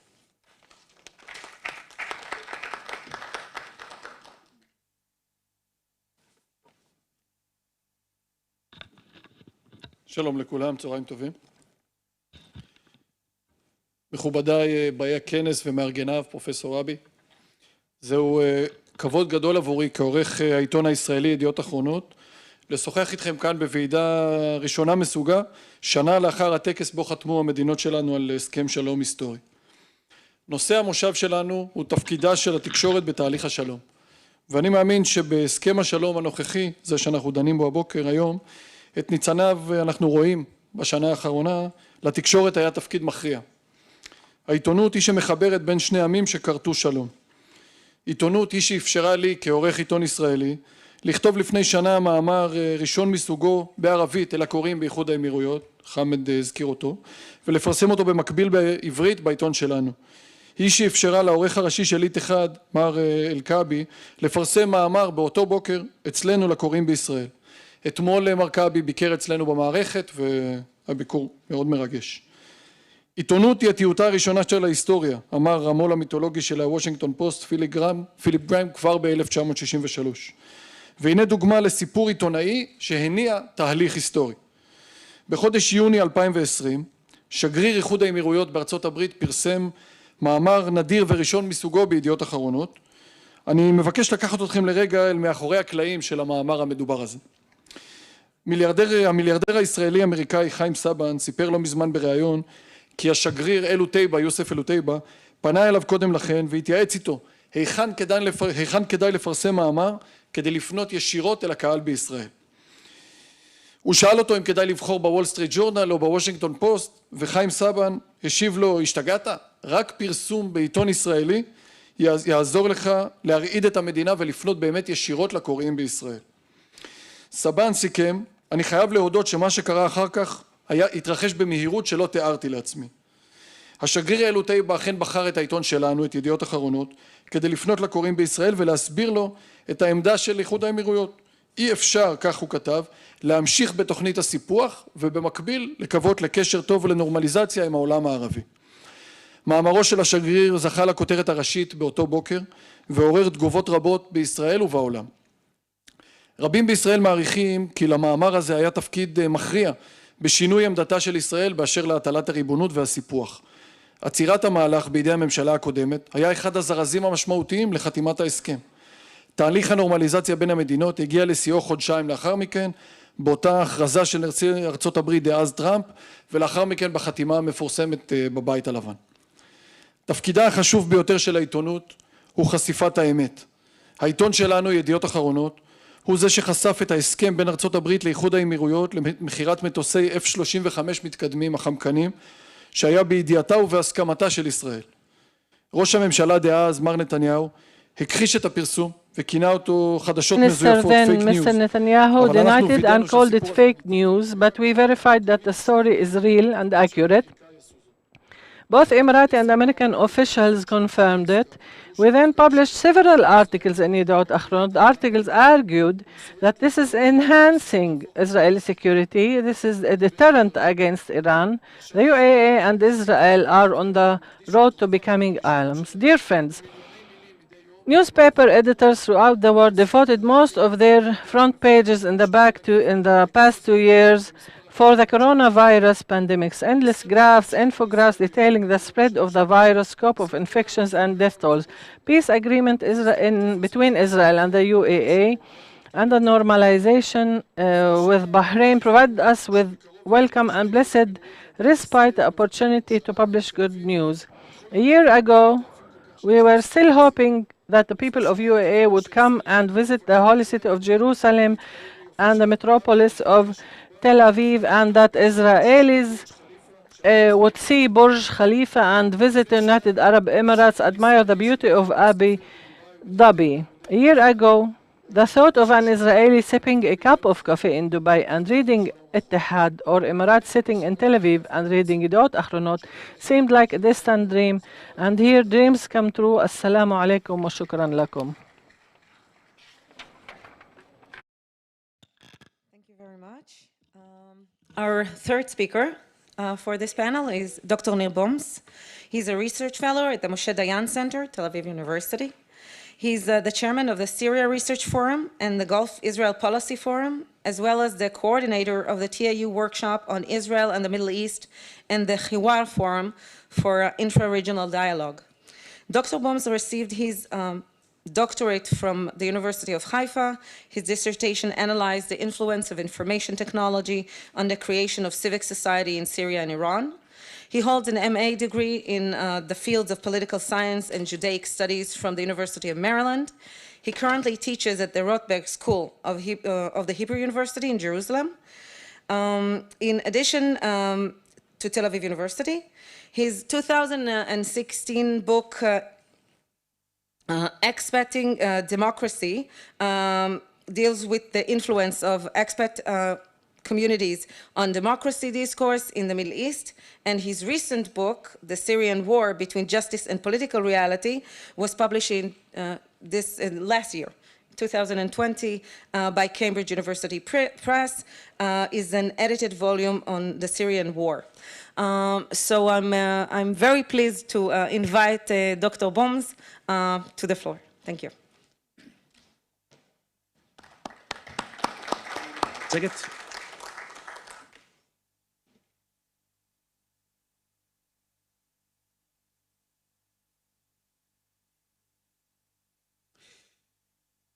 Thank you very much, Liora.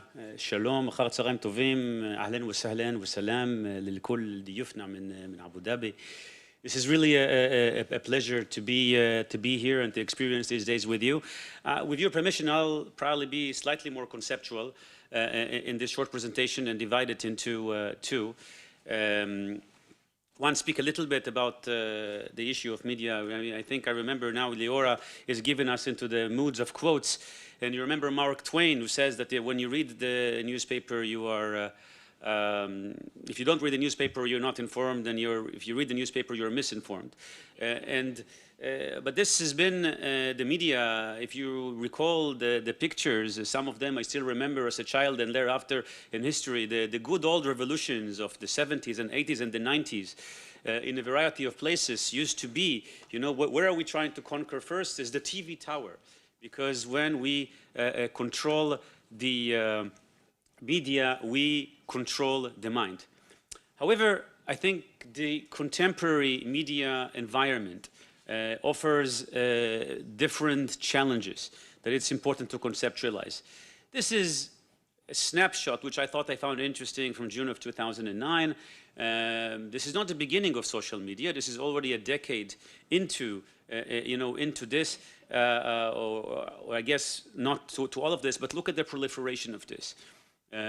Different ideas and different platforms, but let's take a decade later and you realize something very interesting, which perhaps is somewhat symbolizes a bit of other trends.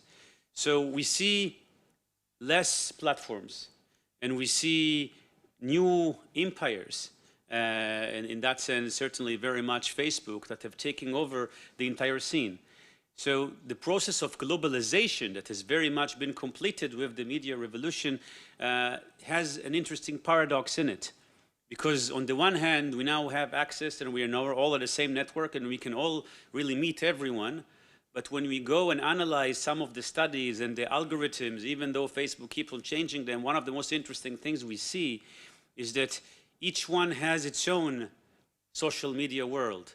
And that world is not globalized, it's actually more localized. And most people see in their own feed all those who agree with them. And the algorithm will simply hide those who don't. And if you paid attention that if you're going somewhere, the algorithm will somehow knows you there, and if you looked for something on the internet, the commercials will surely very soon follow. And we, as one of my colleagues call it, who works with many students and young people and analyze some of this, a generation of surfers, people who literally surf. They are highly opinionated about lots of things, and the same token, they are also highly misinformed. And this is a part of the realities that have brought some of the challenges associated, particularly with social media. And again, the media has changed, and the Middle East, the Arab world, and also us, most of the studies that I've seen have shown that we're all, although it took a few years to complete the revolution, just to give you an example, in Egypt, 1 million cell phones. 2010, 60 million cell phones. And today, of course, like in any other country, there are far more cell phones than people.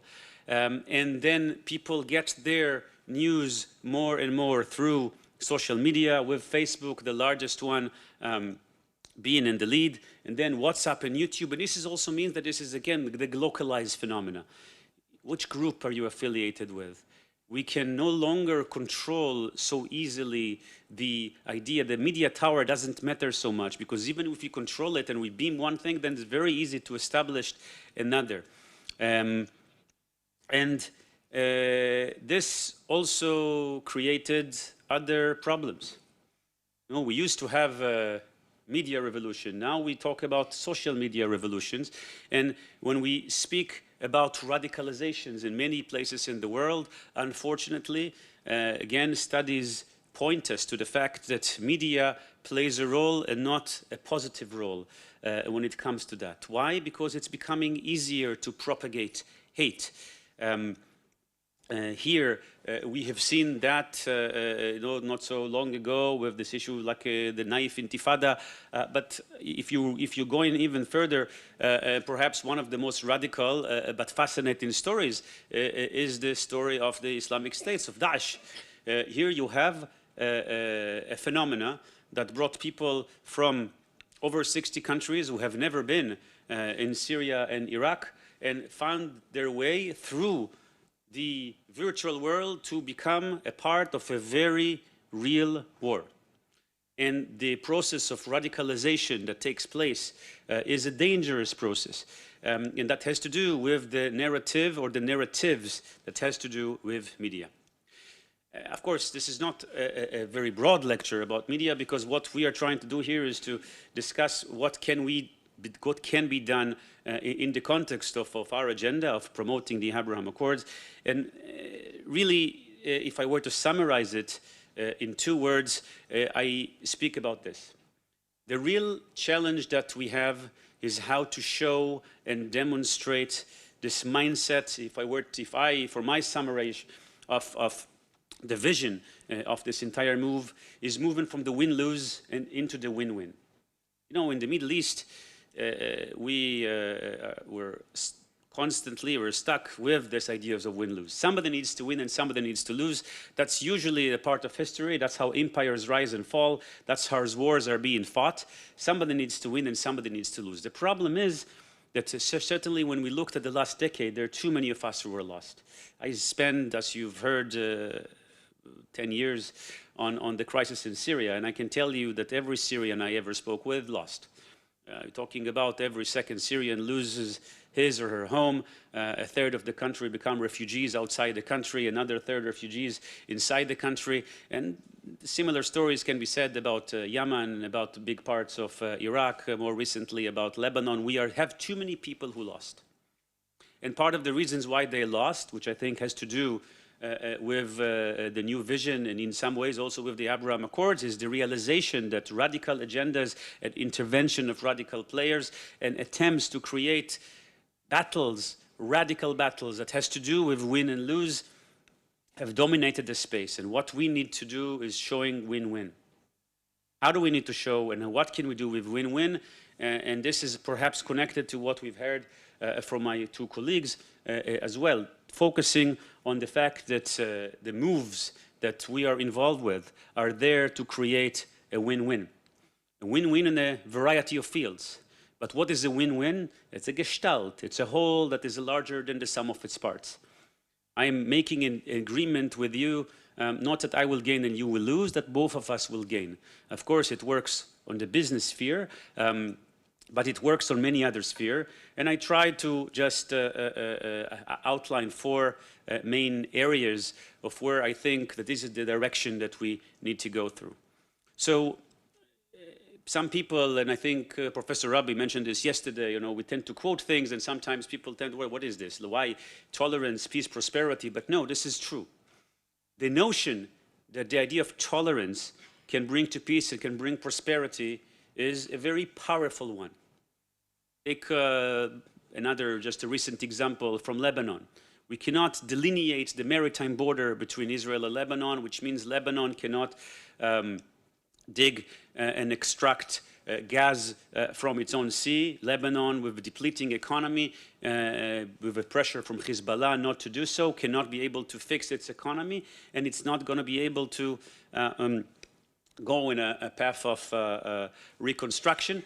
However, if we are able to do that in a scenario of the future, and we're able to help the Lebanese economy because we are delineating a line that now enables foreign companies to invest in it, then Lebanese will win.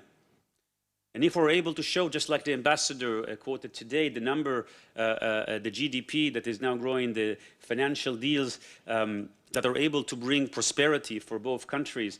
We're talking about a region in the Middle East that according to some of the predictions in 2030, there are over 100 million people without a job and they're unemployed. And if people who are without a job and unemployed, there is a good chance, again, we've seen some of that in other studies, the people who will pick them up are not necessarily the people who support the Abraham Accords. They will be picked up by radicals who will tell you, no, you are unemployed, you are poor, you need to be angry, and the easiest thing to do is to fight. But if we'll be able to show that we're actually able to produce prosperity, and so first of all, we have to produce it, and this is a part of the job that we have, and then we have to show it. And we have to show that what we're doing together improves the life and brings prosperity and brings people additional and new opportunities. You know, I've been following the Arab Barometer for many years, since I think it was established, and it's always interesting to see that the UAE gets on the very top. And I think the last survey, it actually was in the top country among 16 countries, people aged 18 to 26. This is where people would like to live. Why? Because it's the land of opportunity. Because there is a realization that you can go there, even from Pakistan or from Lebanon or from Iraq, and you can find better life, you can find a degree of prosperity. This is a very important message. And it's a twofold. One of it is we have to do it. And the second thing, we have to talk about it. We have to show where we have succeeded and where life has improved. The second thing is we need to reframe, and media can play a very important role in that. This idea of what are the real challenges in this region. And the real challenges of the region are real. We have an Iran expert here, right? You can speak a lot about how Iran is dehydrating, how the Ornias lake is almost out of water. We may have another war between Egypt and Ethiopia because Egypt is thirsty. Water, global warming, these are real issues.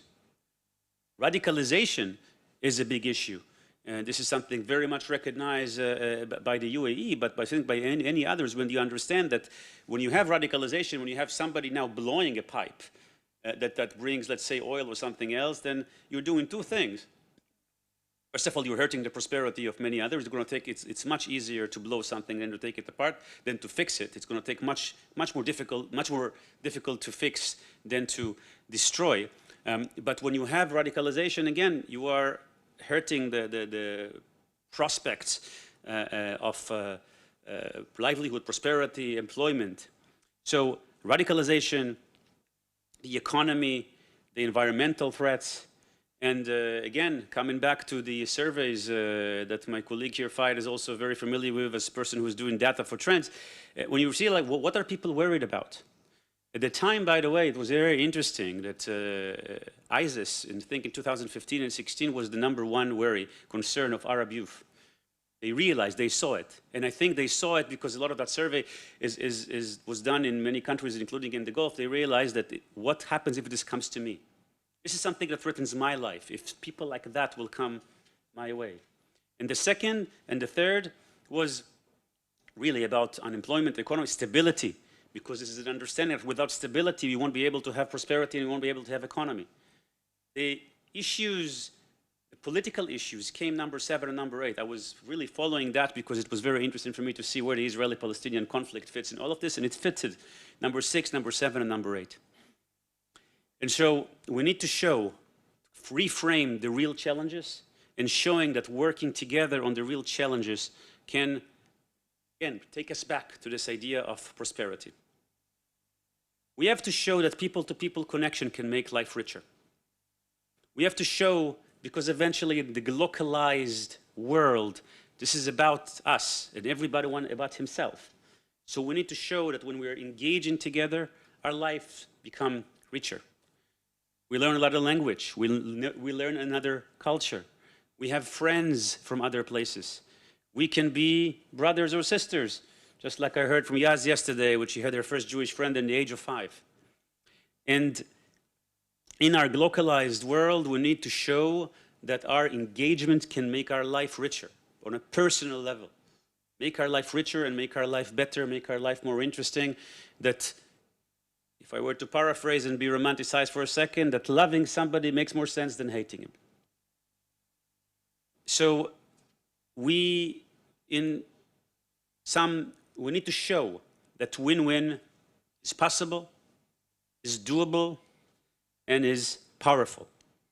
This is the path we need to frame in the media work.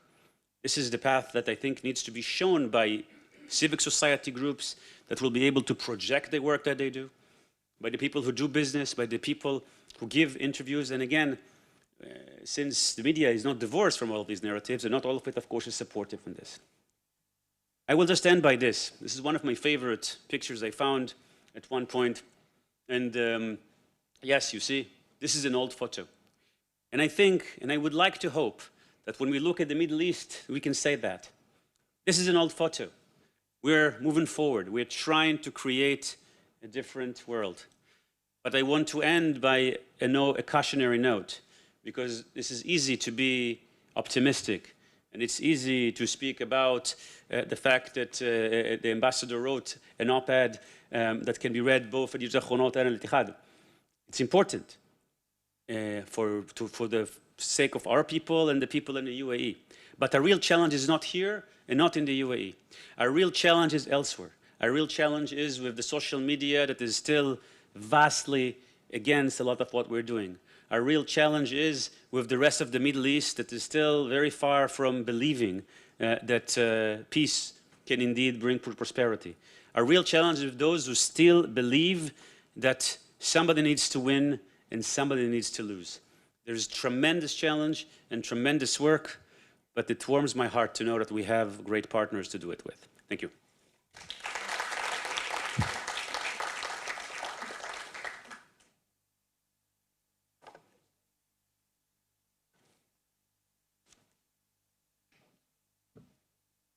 Thank you very much. We have about 18 minutes for a session, for Q&A. I should not touch it. Of course, Mr. El-Kaabi is not here, so we won't be able to answer your questions, but my two colleagues here will try to do their best. Is there any question? One of our speakers? Or should I take my prerogative okay. Go ahead, please. Oh, just a second. Yes, we will try.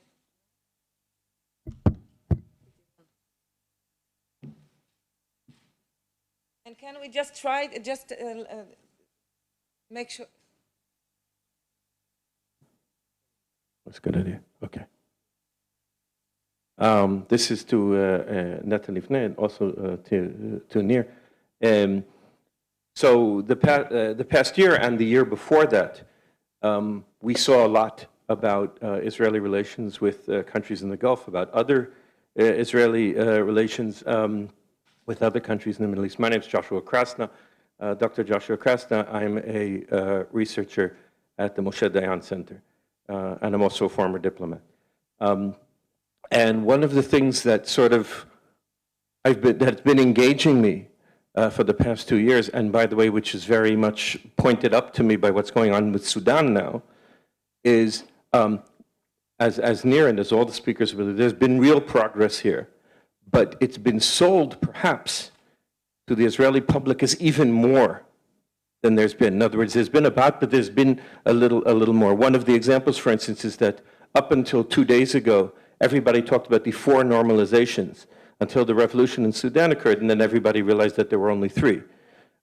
So one of the questions I have and is to what extent in the Israeli, apart from what's really going on, right, Nir, this is how much of this is in the past 2 years has been affected by Israeli politics and by things that people were trying to either expand or perhaps lahadhed, right? Perhaps to make even more than the things that were actually going on. And to what extent is this,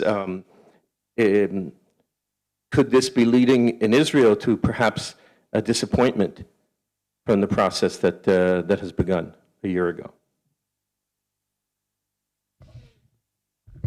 Well, look, there were greater people than I who explained that all politics is local. And of course, when you have something like this very significant, it is used also as a political vehicle. We've seen it in Israel, we've seen it in the United States. That has been sort of debating for a while whether they can even use the term Abraham Accords or not, until I think gladly I'm happy to say that it is finally more adopted. And the same thing here. Also, in the Israeli discourse, in the very complex political reality, I think there are many people who were happy to of course, the Abraham Accords are received with I think, tremendous support. This has been a sign of relief. But for many people, they said, well, look at this. If somebody recognized it's all about us. And I'm not sure that they paid attention that there is a much larger move here in the region. And what is happening with us is a part of that move. But that's not the purpose of this move. There is an attempt of creating a new alliance in the region. Alliance of moderates that needs to work together, that needs to understand each other so they can move forward with an understanding that on the one hand we have common threats, and I'm not talking just about the enemies or just Iran, because people here were very much always focused about this. We're talking about all the broader issues, I mentioned some of them, the radicalization, but also the other challenges in the region, the economic challenges, the environmental challenges, everything that needs to happen here, with the realization that if we're not going to move and change course, they're going to tackle us as well. And then the other axis is the axis of opportunities. This is, yes, things, we can be disappointed. We have seen revolutions in the Middle East. We have seen counter-revolutions in the Middle East. I have a sense that this process, we have seen a certain dance, and overall it's going in an important, positive direction. And I think if it would not have been the case, we would not be here. But on the other hand, we should not disillusion ourselves to say this is all fait accompli. We have a lot of work to do. We need to build this, and we need to make our own adjustments. And we need to also remember that this is an opportunity given to us to make sure that we will be able to move on many fronts, including, by the way, the Palestinian front, because that's the way to eventually create a win-win. A lot of it will depend on the actions. Sudan may come to the fold or not come to the fold. There may be other countries. But broadly speaking, the UAE took a very significant bet. And what it needs to see is the fruits of this concept of win-win. It needs to be able to show, it wants to be able to show, and we would like to be able to show as well, that what we've done here made the life of more people in this region better. If I were to put it as simple as that. If we'll be able to succeed in doing that, I think we'll be able to take the same direction and move forward. If eventually we won't be able to do that because of radicalization, political stubbornness, or other circumstances, then it can go backwards. We're only at the beginning, and we have a lot of work to do. Okay, thank you. Would you like to add? No. I believe gave a complete answer. Okay, so I would like to ask anyone else? Okay, please, sir. Just a second. We'll make sure. No, the problem is for the recording. The question is, how do you cover news? Dhabi, Dubai, and so on. In other words, do you have a correspondent there, or do you travel? How do you cover it? שאלה טובה. אני עונה לך בעברית ברשותך. אין לנו היום כתב באבו דאבי ובדובאי. We don't have a reporter in Abu Dhabi and Dubai. Sometimes we send, occasionally we send reporters for the festive declaration, for example, of the signing of the accords. We did send a reporter. But the way media works today, because of the internet and the revolutionary ways that media works, media doesn't have reporters in each and every capital in the world. We have reporters in major capitals capitals, and the importance of being on the ground has been diminished. Once there were reporters who screened the local newspapers and reported back to their editors. Today, we can access local newspapers via the internet. We don't have to have a person physically in each and every country. And there are freelance reporters, and we can use them, of course. Of course, ideally, we would have someone in each and every capital, but we have a good also cooperation between Yidiot Ahronot and Al-Ittihad. We have our resources in Europe and United States. We don't have someone based in the UAE, and it works well.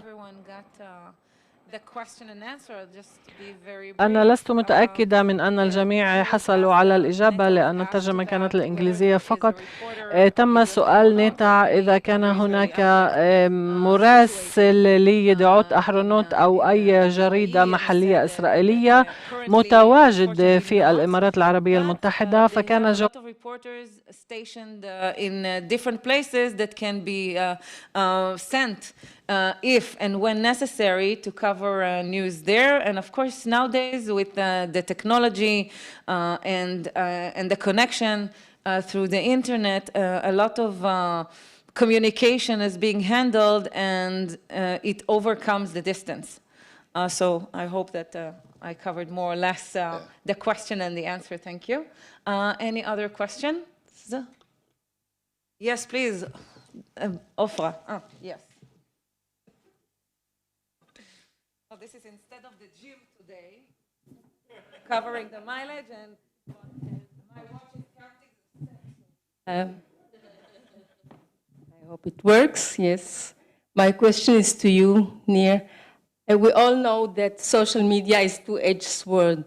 So is there any way to try and, to take the better part of social media to mobilize people for better things? Or it's just you have to let it go as it is? Well, there's a lot to say on social media, and it's not necessarily just a double-edged sword. Social media, unfortunately, aside of other things, it's also a business. And the more you invest in it, and the more visibility you get. So I think it's important that the people who are engaged in the right type of work will find the ways how to make it more visible. I think there are ways for stakeholders to make sure that this work is becoming more visible. And I think there's also good things that are happening that may have not gotten the right visibility, because perhaps the instinct broadly of media, it's a little bit like dog bites men or men bites dogs. So if there is, sometimes we are used to conflicts, and that's what we do. But when people are actually speaking or doing something more positive, that not necessarily needs to be news. So it needs to be pushed. There are ways to push social media. There are tremendous efforts by radical forces to do that, and I think we need to have more efforts by the people who believe in this agenda to really push this, and also to challenge the narratives that are coming, on the other hand, particularly when they're not true. But another part of it, and I will just end with this, is to also, it's not just about the narrative, it's also about the actions. We need to show that we're able to deliver the win-win, we're able to create it, and then we need to make sure it's reported. I want to add that for many years, the media is being led by perhaps a premise that if it bleeds, it leads. And conflicts and wars get the headlines. And I think methodologically, and this is where research can come in, is that we have to start and work and think of how to operate to advance and maintain peace. And this is something that we have to see how we transform ourselves and our minds from a media in times of war and conflict to a media in times of peace. And this is something I don't think we know. We hope for peace. We even sing in the tikva for peace, but we somehow forgot how to live in peace. So this is something both the media and ourselves has to adjust to. I know that it's easier said than done, but we have to start somewhere. So please, you have a question? Yes. Hassan, right? Salam alaikum. Alaikum salam. I heard the center of this meeting is communication, dialogue, peace, and so on and so on. Iran mentioned, Sudan mentioned, United States mentioned, so many countries mentioned. And these countries are far away from us. They are not our neighbors. The one not mentioned one time only, you mentioned it just 5 minutes ago, Palestine. Our problem is with our neighbors. They are just outside our doors. The question is, was this deliberately ignored? Thank you. Well, Hassan, first of all, thank you for being حسن here. شكرا لكونك معنا هنا اليوم في 30% of our colleagues, both students and professors, are Palestinians. You know, you are correct. The Palestinian issue is very much here. But I think the reason perhaps why it is not so much present is that if I were to give my own opinion, is that the will for engagement has not been visible. And it may be not even in my place to comment on all of these issues, but there have been many examples, and I'll just give you perhaps one of two. Even last year, when there was important COVID collaboration, also between Israel and the UAE, and when the UAE actually brought an entire plane with COVID relief for the Palestinians, and the Palestinian Authority flat-outly rejected it and gave a message that the issue of tatbiyah and non-engagement is more important than human lives. I think somebody in the leadership on the Palestinian side gave the message, not to us, but also to our friends, that we just don't want to engage. There have been, unfortunately, many other examples as such. And this I can tell you as somebody who spent many years working with Palestinian colleagues, including those who would like to see peace. And unfortunately, some of these messages were as such that the strength of the voice and the endorsement for the boycott movement meant that even people like me, who were deeply engaged with Palestinian voices, who would like to find the way for peace and prosperity, were banned. Because if you are running a peace movement or a peace meeting to try to figure out peace, you are now normalization. And I think what had happened here, there was perhaps a need to think differently and show that we need to move forward in the Middle East. And we cannot get ourselves hostage to people who may not want to move. And perhaps the message that we've heard on this issue from some of our colleagues was that we now have a different model, and perhaps some people will find a way to join. We absolutely need to do our part. And I said that, and I will say it again. We need to use this energy and momentum in order to bring a win-win here as well. But we cannot do it alone.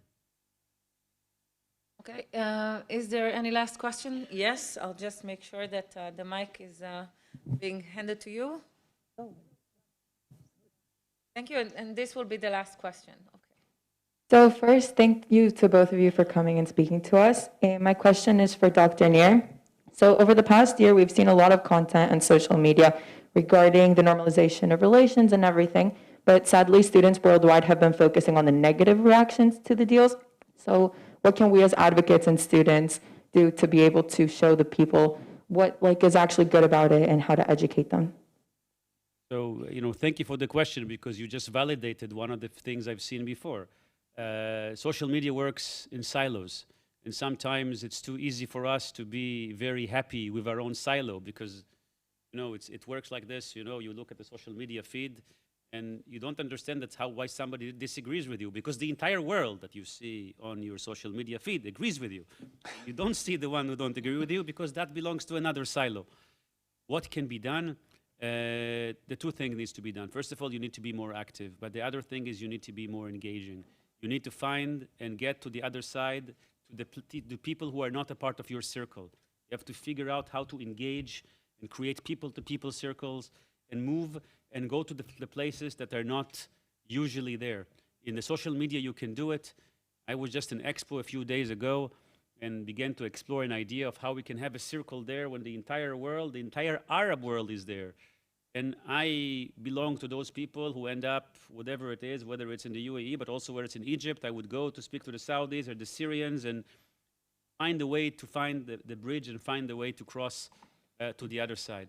When you do that and you're able to get beyond your silo, you need to make sure that you first of all understand that what you see in your own circle is not the entire world. And if you're able to go to the other side, then the challenge is how to engage them. And I think it's another perhaps opportunity to remind all of us that while we are sitting here and we, justifiably so, we are happy, we are celebrating. This is an amazing moment that we can sit here with colleagues from the Middle East, from the UAE, from Israel, together in Tel Aviv. And yesterday we had people in an event asking questions from Morocco, from Bahrain, from the middle of Egypt. It's wonderful. But you are right. This is not the majority yet. Not everybody are with us. We have a lot of work of reaching out. We need to show them that what we're trying to do here is to bring a better future to the people of this region. We need to show them that this is not about win-lose, it's about win-win. We need to show them that this is not about pushing the Palestinians aside and not finding a solution to their problems. It is about trying to find a path for a better future for all of us. It's a big vision, it's a big challenge, and we need to keep on hammering at it. And thank you for trying to do this. Okay, thank you very much for last note. I want to thank our presenters today, Mr. El-Kaabi and Netta Livne and Dr. Nir Boms. Thank you very much, and of course to you for attending. We will have a 15-minute break, and we will convene to the last session of the program. Thank you very much. Thank you.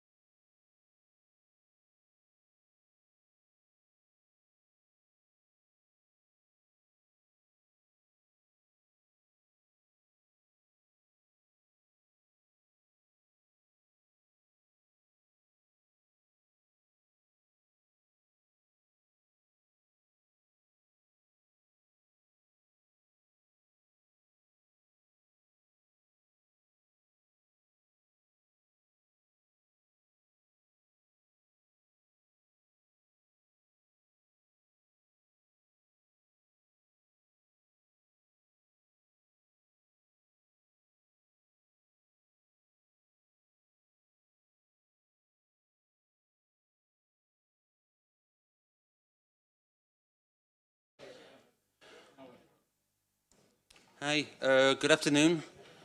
Welcome to our final session of the day. I'm sure you'll all agree it's been a very interesting and productive day. We've started a little late, so which is probably my fault, as I'm the moderator. So we'll try and push on fairly quickly. I'll just briefly introduce each speaker as according to the agenda. And our first speaker is my colleague, who some of you know well, Eliazia Al-Hossani. She's the head of the media department at Trends Research and Advisory, and she's over here in Tel Aviv at the Moshe Dayan Center for a few months working as a researcher. So without any further ado, Yaz, if you'd like to continue. Thank you.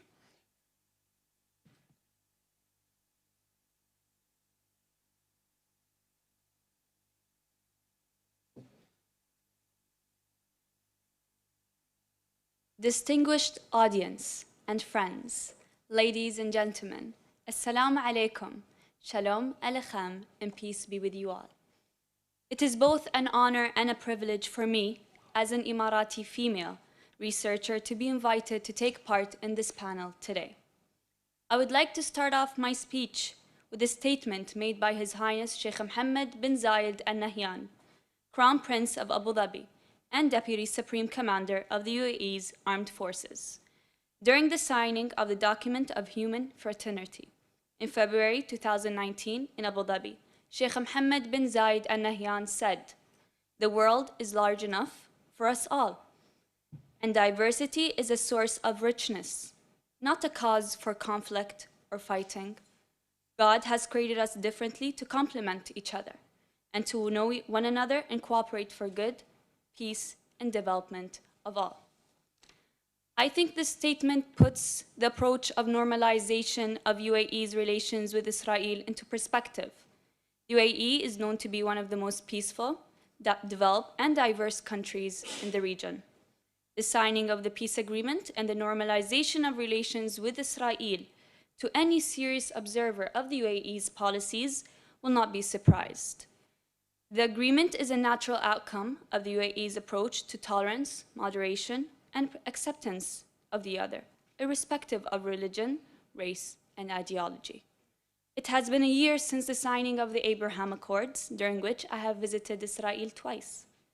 I'm here today to share my thoughts on the progress made since the announcement of the Accords in 2020, as well as future opportunities for advancing relations between UAE and Israel in the fields of development and technology. Relations between the UAE and Israel have steadily improved since the signing of the Abraham Accords. Trade between the two countries is expected to reach $1 billion by the end of the year and $6.5 billion by 2025. Financial projections estimate that bilateral trade will reach almost $1 trillion over the next decade. To institutionalize the development partnership, the Emirati and Israeli governments have concluded several groundbreaking trade agreements and economic cooperation deals. For example, they signed a comprehensive agreement on economic and trade cooperation in June 2021 that includes free flow of goods and services, as well as cooperation regarding trade fairs, exchange of experts and knowledge, including delegations, and cooperation in standardization and regulation, encouraging cooperation of the private sector. In January 2021, an agreement for visa-free travel was inked and came into force this month. A few days ago, the UAE, US, and Israel agreed on establishing 2 working groups on religious coexistence and on water and energy issues. Israel's involvement at Expo 2020 is extremely important. It's a unique opportunity to deepen and develop business, diplomatic, tourism, and cultural cooperation between both Israel and the UAE. The establishment of platforms and joint ventures will enable Emiratis and Israelis to co-develop the next disruptive technologies for the region and the world. There are a number of good opportunities between the UAE and Israel in areas of ranging from energy, artificial intelligence, AI, cybersecurity, and water to agriculture. To begin with, the UAE and Israel are roughly $4 billion strongly economies. The UAE exports certain things the Israelis have to import. And with Israel's tech and startup capacity, the UAE offers a real opportunity for Israel to get a foothold not just in Europe and Asia, but in North Africa and the Middle East. In addition, both the UAE and Israel are leaders in emerging clean tech. Israel is ranked second in the latest Global Clean Tech Innovation Index, whereas the UAE is a world leader in renewable energy and a home of Masdar City, one of the world's most environmentally friendly cities, as well as the Middle East's first carbon capture and storage facility. Joint initiatives and projects between the two parties, such as the Middle East Aquarius, KIP, herald a vibrant future for a clean tech covenant. In addition to the prospects of linking power grids and developing natural gas markets, the UAE-Israel partnership has the potential to build a greener Middle East. This partnership is based upon Israel's technological capabilities and the UAE's world's leading advances in sustainable urban living. There are expectations that UAE-Israeli deals in greener technology will exceed $500 million over the next 5 years, as both Israel and the UAE have already taken steps in the field of artificial intelligence, and a few important collaborations have already begun, such as the partnership in creating an anti-drone AI system. There are opportunities and potential collaborations in this field. Both countries have interests in embedding AI within the fields of security, combating terrorism, economies, and governmental needs. Further opportunities lie ahead in the academic field, computing resources and information exchange, while the UAE shows exceptional capabilities in governmental management in the fields. Israel leads in the startup culture. And while Israel has a large number of talented and experienced AI professionals, the UAE has a better ability to allocate budgets for the required infrastructure and other resources to be used for joint projects. Considering the challenges agriculture conditions facing both countries, there is immense potential of advancing R&D and agri-tech innovation, together to create more sustainable and resilient food systems. Further, there is a potential for collaboration between the UAE and Israel on cyber defense of their digital spheres, a vital component for a reboost digital economy. Cybersecurity is not only a shared strategic threat for Israel and the UAE, but also a huge opportunity to become a growth engine for both economies. In conclusion, I think the Abraham Accords will help foster technological cooperation between the UAE and Israel, and economic development in two countries. More importantly, the UAE-Israeli partnership can play a major role in advancing technological and sustainable developments in the entire Middle East. When speaking about the prospects and cooperation, development, and technology, it is promising to say that peace and technology is the bridge to the 21st century and the lens for the better tomorrow and a better Middle East. We will be talking in depth about this in a book, in a joint book with Mushi Dayan, with Dr. Uzi Rabi, and Trends Research and Advisory. Also, do not forget, the common denominator between both nations is that we both hold the Middle Eastern identity. But how can we use that commonality to better build the idea of peace with those that disregard the transformation shaping the world around us and prefer to repeat the same tired slogan as though they were inescapable fates? Thank you so much. Tuda Ruba.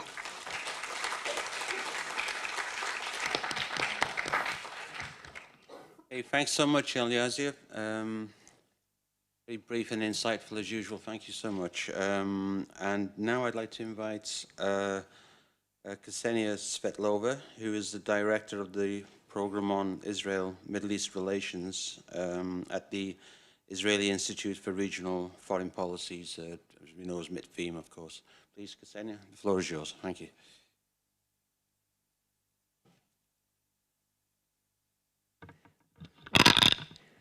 مساء الخير. أرحب بالجميع. السلام عليكم. I would like first to extend my gratitude to those who organized this phenomenal symposium. I do know, because I organized at some time a few of those, that it's tremendous work. So thank you very much for Moshe Dayan Center, for Trends, and it's good to be here. Before I will start with the topic of my speech, I would like to refer to something that was mentioned earlier in the previous session, and I think that it needs to be attended a little bit more. There was a remark, I do not remember unfortunately by whom, that a lot had happened during these years between the development of relations between the UAE and Israel, but the media made much more of it than it actually is. So I can tell you, as somebody who is watching very, very closely, the development of what is happening now, but also what had happened before, during the last 20 years. As an active reporter on the ground, as a member of Knesset, then as a researcher, I can tell you that what is happening between our countries is phenomenal. Nothing less than that. It's historical. It's historical to the degree that after, covering for so many years violent outbreaks of anti-Semitism and hatred all around the region, what we are experiencing now, it's an historical development that does not get enough attention. I can tell you that every such meeting, like what we're having right now, every collaboration, every MOU that is being signed, this is history. This is history that is happening at this moment. And now, in regards to the topic of this session, development and technological development and cooperation between us, well, I remember about 20 years when I was just graduated from the Hebrew U. I studied Middle Eastern Studies there. I was very excited to read the Arab newspapers. Some of them was very hard for me to read as an Israeli because there was a lot of expressions of hatred and so on. But one article caught my mind. It was published in Egyptian Al-Ahram. And the author asked a question. Why, in the Arab world, why don't we have Al-Nahda? Al-Nahda not in the meaning of the Islamic revival, but in the meaning of revival. Why is the Arab world in such a sorry state? Why is the income so low? Why do people live in poverty? And the answer to this question that dealt, for once in a while, it dealt with something internal that was happening in the Arab Middle East, was remarkable. This is science. We are missing the science. How can we go back to the era of Ibn Sina, Ibn Khwarizm, people who invented algebra, who invented modern medicine as it is, this golden era that many people in the Middle East are longing for it. It was characterized not only by immense wealth or by wars, it was characterized by scientific development. It was characterized by governments putting a lot of money into research, sponsoring researchers, sponsoring academic research. First universities, yes, they were created in the Middle East, not somewhere in some other place. So I was thinking about it, many times during my career, and right now, when we are speaking today about the technological and scientific cooperation and collaboration between our countries, well, I'm saying that yes, it's a shame that it didn't happen before. But it thanks God, alhamdulillah, that this is happening now. Because we see that in Israel, we are very much, as you know, oriented towards, scientific development, high-tech, it's known around the world, but also the UAE, things that happened there during the last couple of decades, and I think the roots are way before in the heritage of Sheikh bin Zayed. It's, of course, the looking forward, looking to the science, developing everything that you can imagine, from water facilities to sending a mission to Mars. You also have it in Israel, and you also have it now in UAE. So a lot of things had happened during this year, and my colleague Eliazi, she mentioned a lot of the projects that already are progressing well. I would like to perhaps underline as fair that right now is still, it didn't get so much publicity and it was not addressed, I think, as much in the mass media, because usually the academic sphere, what can we do? It's less glossy than MOUs between, billion worth companies and so on. But nevertheless, the knowledge lies here. It lies in the academy. I witnessed a few months ago in the IDC, the first Emirati student that was enrolled to studies in the IDC, which is now Rahman University. We know about researchers that are now involved here in Moshe Dayan, also in Haifa University, and so on. We know about MOUs between think tanks that were signed, of course, your collaboration. Also some advancement that we in Mitvim have made with the Bahraini Buhuth, and others, but we need so much more. What we need to have happened, actually, right now, is perhaps to concentrate on taking this cooperation to the next step, and to launch a real cooperation in various fields, from humanities to science, medicine, practical mathematics, and everything, in order to increase common scientific research that will be published in A-list academic journals in the West, because let me tell you, I was born in the Soviet Union a long time ago, as you know. There was a Soviet Union. And Russia today, it inherited, unfortunately, the mindset of the Soviet Union that said that we are efficient for ourselves. What we are writing it in Russian because we do not need anybody else, basically, yes? In the Middle East, in some countries, what happens is the same. I see wonderful researchers, but they're publishing only in Arabic. It doesn't go anywhere, okay? Now, I do see already researchers by Emirati experts in various fields that are being published abroad. Many of them, people also study abroad, but we need to do much more, because this is the way forward. This kind of cooperation, it's also long-lasting. And therefore, it brings, on the table the cooperation and enhances it between specific people. It's not only a peace like what we have, it's a blessed peace, but still it's a cold peace between governments, between us and Egypt, between us and Jordan.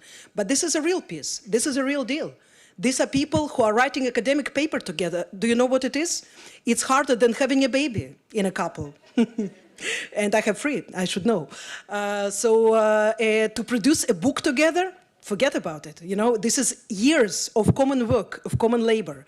So apart from bringing people closer together, researchers from, similar field, you also get more collaboration, exchange of ideas, and getting to the next step of scientific advancement that we are so badly need here in the Middle East. The last point that I would like to say is, of course, the regional perspective. This is very important. It was mentioned here a few times, I think. And I would like to say it again. Look at what is happening around us. The situation is very dire. We are surrounded by failed states. We are surrounded by weak states that are not going anywhere because we know that they are hardly balancing in order to provide food for their people. Sometimes you just cannot help because some states, what can you do? They are just, keep shooting into their own legs. It's not possible to do something for them. But for other states, it's still possible. And we always need to keep in mind that we need this regional approach because as successful as we are, we will not be able to do it if everything else will be lying in ruins, So I am a huge believer in the Abraham Accords. I also believe that we need to expand them. I think we need to bring more actors slowly but surely to involve them in this circle that it's always, sometimes it's called, like in a very neglecting way, the circle of normalizers. No, it's the circle of people who believe in peace, they believe in prosperity, they believe in hard work, because without hard work, nothing can happen here. And I do think that this positive example, it will sink after some time. The media issues, the campaigns that are launched against the UAE, against this cooperation, they will probably continue. This is how the world acts.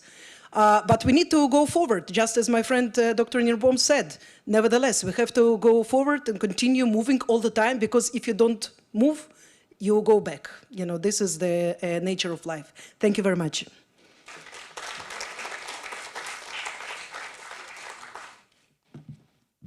Thank you very much, Ksenia.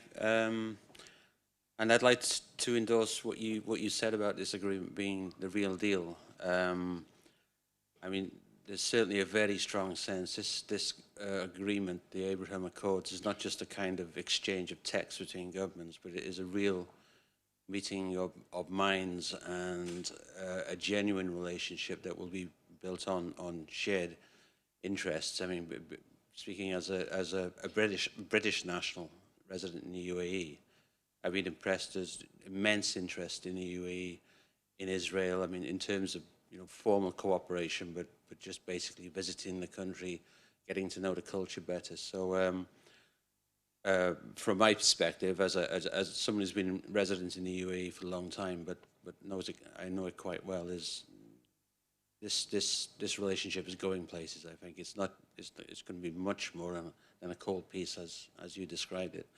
So just I should move on quickly to our last speaker, Dr. Paul Rivlin, who is senior fellow at the Moshe Dayan Center. Dr. Rivlin, the floor is yours, please. Thank you.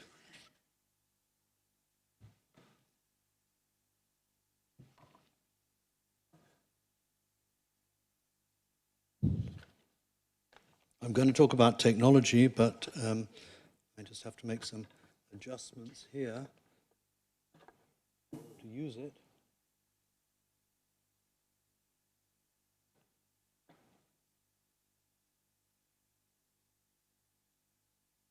Here we are.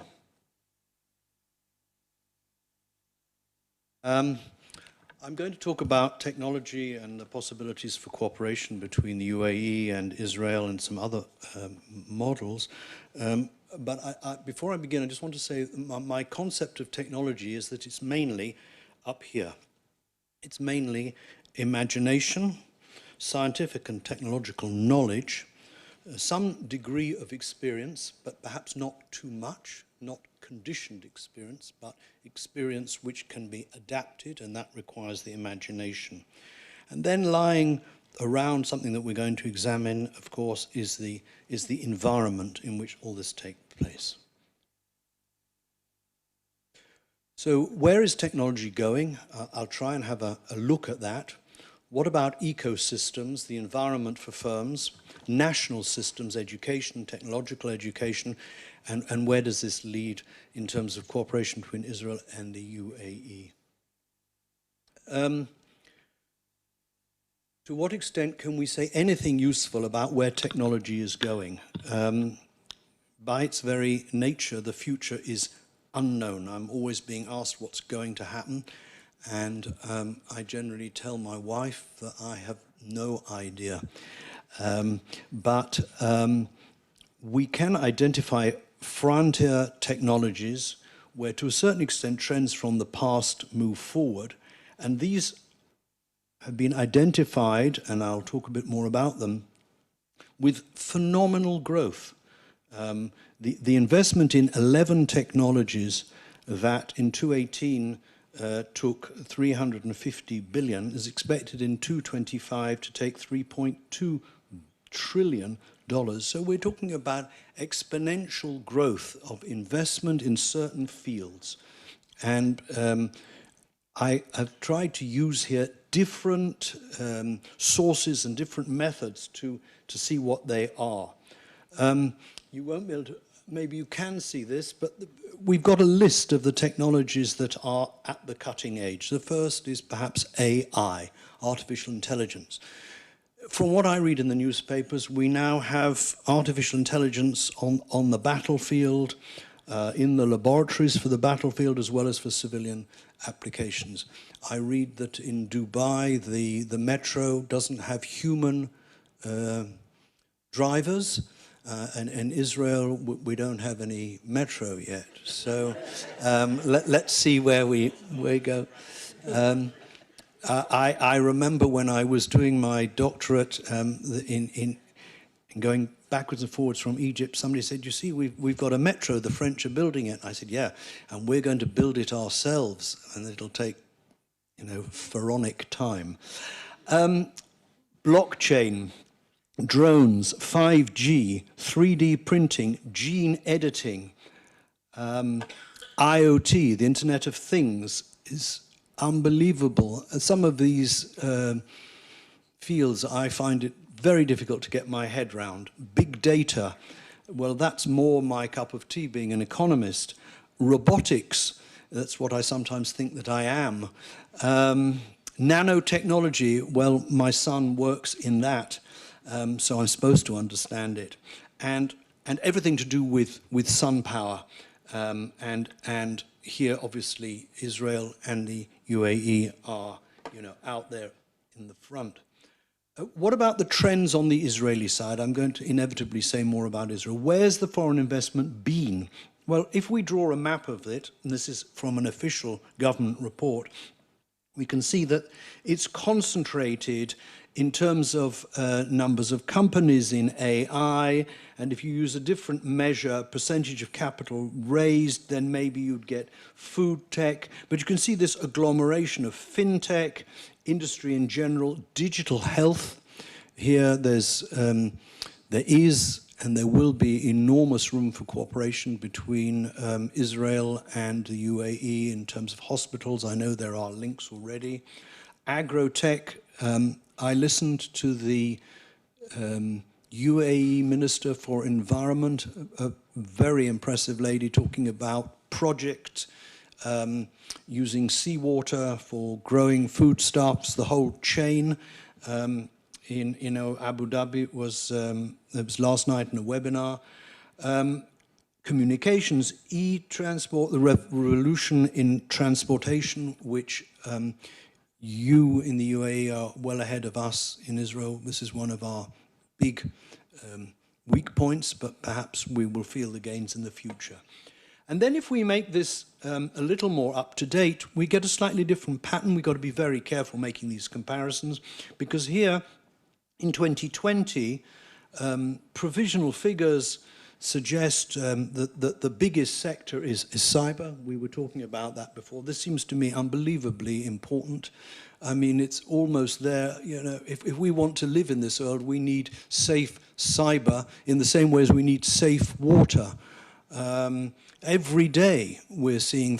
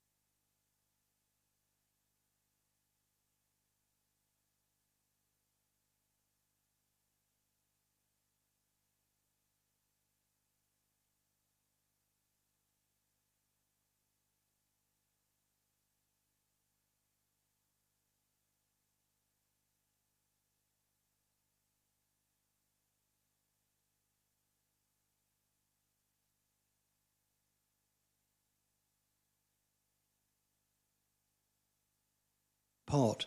It's shown, highlighted certain competitive advantages that we have here. Now, what about the readiness? What about the framework within which this takes place? Well, here you see Israel at the bottom of the top group in terms of what's called the Frontier for Technological Development, which is a ranking of skills, R&D, ICT, I mean, basic skills. Can people use digital equipment? Can kids, can adults in any particular country? The ranking in terms of R&D, the industry ranking, the finance ranking, all weighted to give you a total score. Again, this is from the United Nations, and we score number 20, not, of course, where we would want to be, but not bad, not bad. And the UAE scores 42 in the ecosystem report. This is a measure of the system that supports the technological development. And perhaps that reflects that the fact that we've been going at it, I suspect, longer, and we've been, the high tech of today is based on the tech of yesterday. that is also an upper middle ranking according to this criteria. If you change the criteria, you get slightly different ranking. Now, another differentiation between the two countries is in the amount of foreign investment inflows. And you will find Israel somewhere below the middle, getting a lot of foreign investment, as I indicated before, and the foreign investment here is increased. Foreign investment in Israeli tech has transformed the whole economy, but that's a story for another time. And we benefit from the inflow of this foreign money. But if we look at the outflows, then we see that the UAE figures significantly as a source of finance. And that leads one to ask all sorts of questions. Firstly, it suggests that the UAE has a progressive policy of investing abroad where appropriate. And that means you've got an open economy. And my impression is the UAE has had an open economy for longer than Israel has had. Okay, because we've gone through a lot of periods some time ago of centralized control over foreign capital coming in or out, and we've ended that. We now have a liberal system, but the UAE has had a liberal system really from a very long time, and that's reflected in these figures. But the other thing is that it suggests that you've got sources of funds. I mean, you've got oil wealth and other sources of funds that make you financially powerful. And at the moment, the funds are being optimized by being transferred abroad. And I would suspect over time that a greater share of them will be used at home as the economy develops. And we hear so much about the astonishing pace of development there. A cautionary note. All economic development involves what's called, and this is a real euphemism, creative destruction. And, you know, those who've studied economic history know about the Luddites. New technologies destroy old technologies, and they destroy skills on the way. And this is a process that in different countries at different times can cause great difficulty. It can also lead to the development of sclerotic vested interests trying to block new developments from coming in. I can think of a number of interesting examples in Israel, but tact will leave me to push them aside just for the moment. But the important point to note is that this whole process that we're talking about of new technology and all this fantastic stuff involves some people losing out. And the key to success seems to me at the political level of making sure that you do not exclude large or significant sections of the population, that you bring everybody in so that everybody gains, so that everybody has a vested interest in this very difficult process of change. Now, changing the story completely, there are articles in the newspapers regularly about the development of trade between Israel and the UAE. And it shows that the UAE sells more to Israel than it buys. And the reason that it shows this is because the figures are on two-way trade are only issued for goods, things that you can see, commodities. Okay? We do not have bilateral figures for trade in services. And practically everything these days that's of any significance is a service. All the stuff we've been talking about is a service. Okay, this computer in front of me is a good, it's a commodity in terms of the metal and the plastic. But the brains inside it, the software and the communication is all, of course, services. And that is where Israel, as you can see, sells twice as much as it does in goods. And that would apply to the trade with UAE. All that we read is business being conducted in terms of cyber and AI and knowledge. And that isn't in the trade figures. So when you come to compare and look at what's going on, I just urge, you know, to be cautious. Now, I'll almost at the end. The Israeli Innovation Institute, which is a government-backed body, issued a report recently on the prospects for Israel and the UAE. And as far as officials can go in expressing an opinion, they wrote this, and I'm going to read it. Israel and the UAE share a similar mindset on the necessity of innovation, research, science, and technology as the pillars of a knowledge-based, highly productive and competitive economy. Both countries focus on an approach driven by entrepreneurs in a business-friendly environment where public and private sectors form effective partnerships. It's not often that you'll find a country willing to put forth public resources and forward-looking regulatory frameworks to promote high-risk innovation for inclusive growth and diversification, ultimately encouraging its local talent, despite the risk and the high chance of failure, to pursue applied R&D, entrepreneurship, and innovation.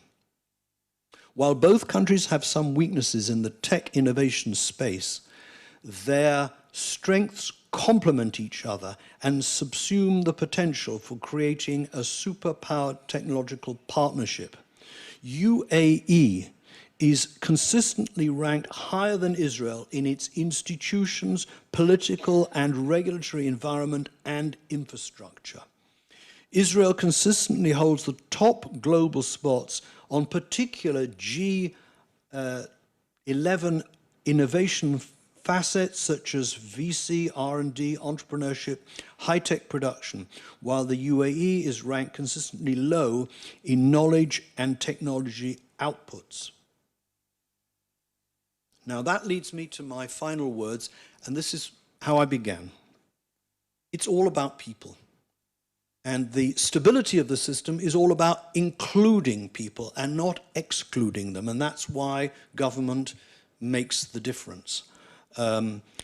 Here is an advert, recent advert, for recruiting young Emiratis and what the government is prepared to do to help encourage people to move into the technological sector. The government in the UAE, forgive me, I'm not sure if this is the federal government. I think it is. It is the federal government. So, there you're going, that even more reinforces what I'm saying. The governments realize that they need to intervene, they need to support. It doesn't happen on its own. And the other point is the one I'm making here, that it's about people. It's about people because technology is up here, but instability is when people are excluded. And in case we Israelis get too big-headed, which is sometimes a problem, I would point out that our high-tech sector employs about 330,000 people, okay? And we had 13,000 unfilled tech positions in the end of last year. Obviously, the last year has been a difficult one. In other words, only 7.5% of Israeli workforce is in high-tech. All this wonderful stuff we're talking about is a tiny section of our economy, although it's a very big section of our exports. And the government wants to target that up to 15%. Thank you very much.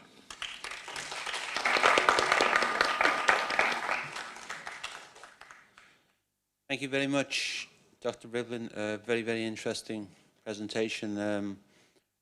For me, it's interesting to note that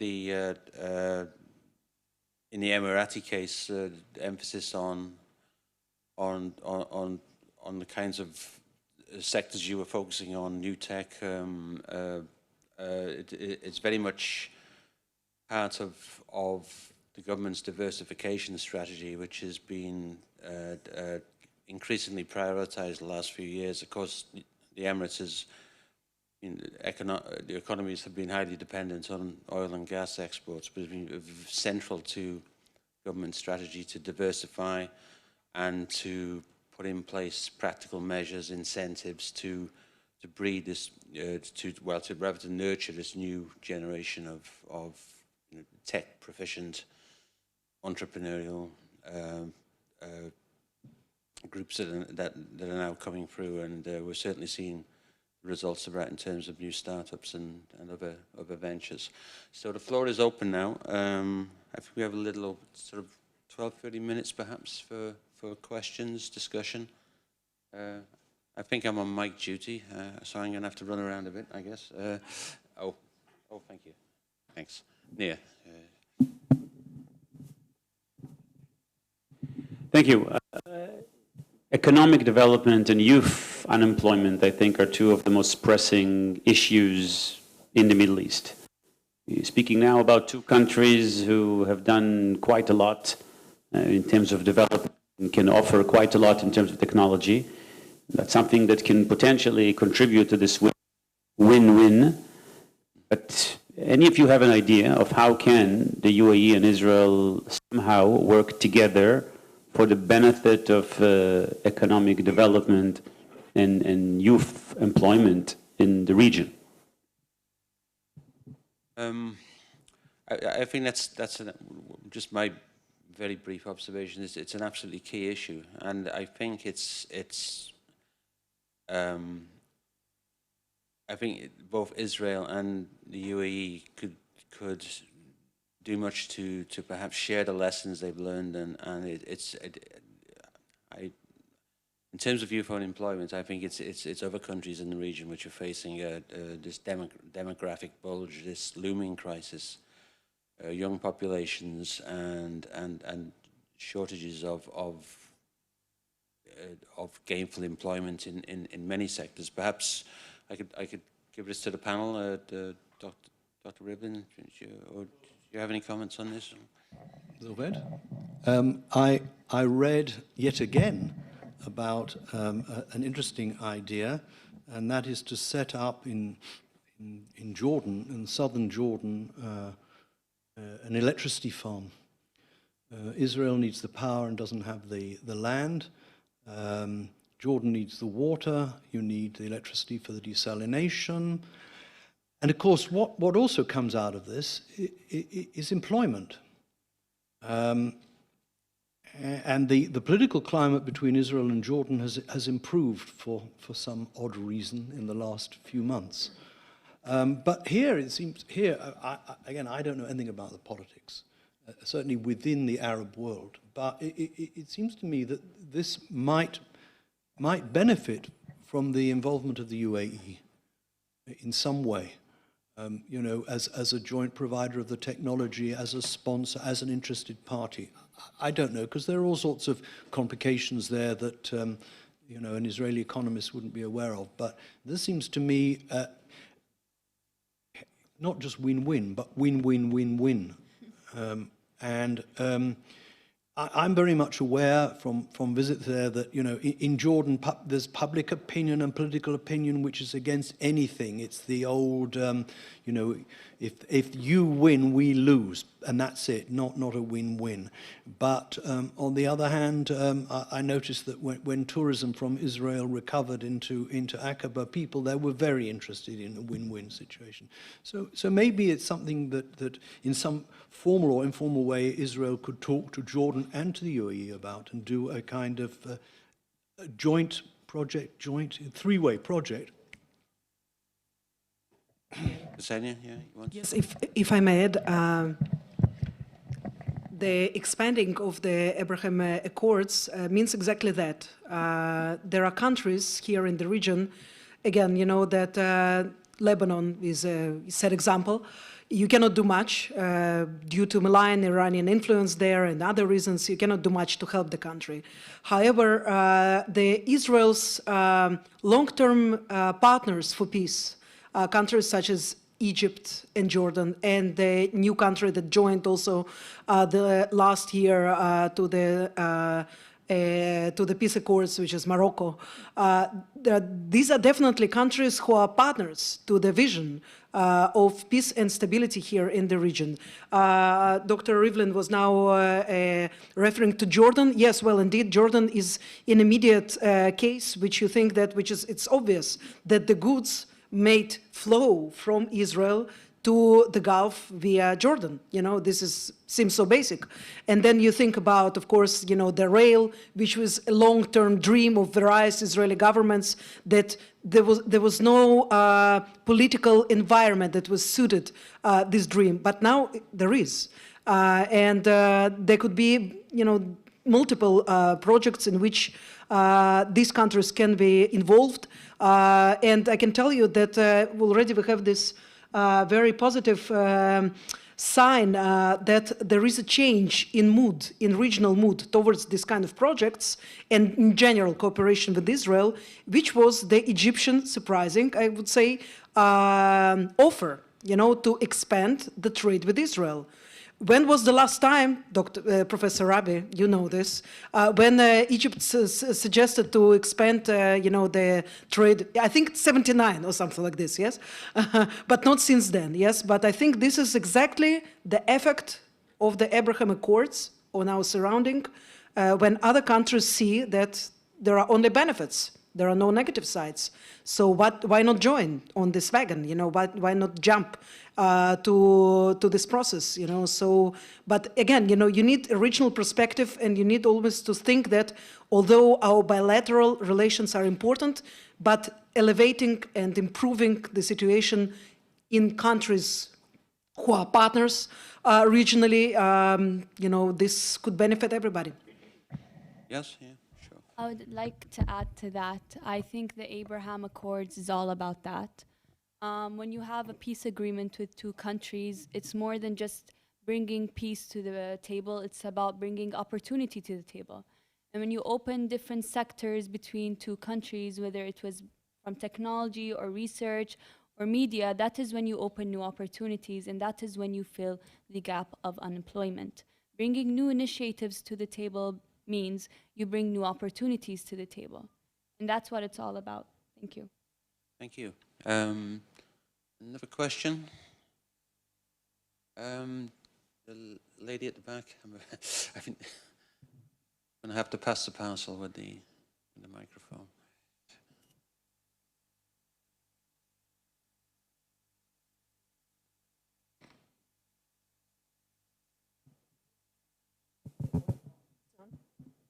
Can you hear me? Yes, yes.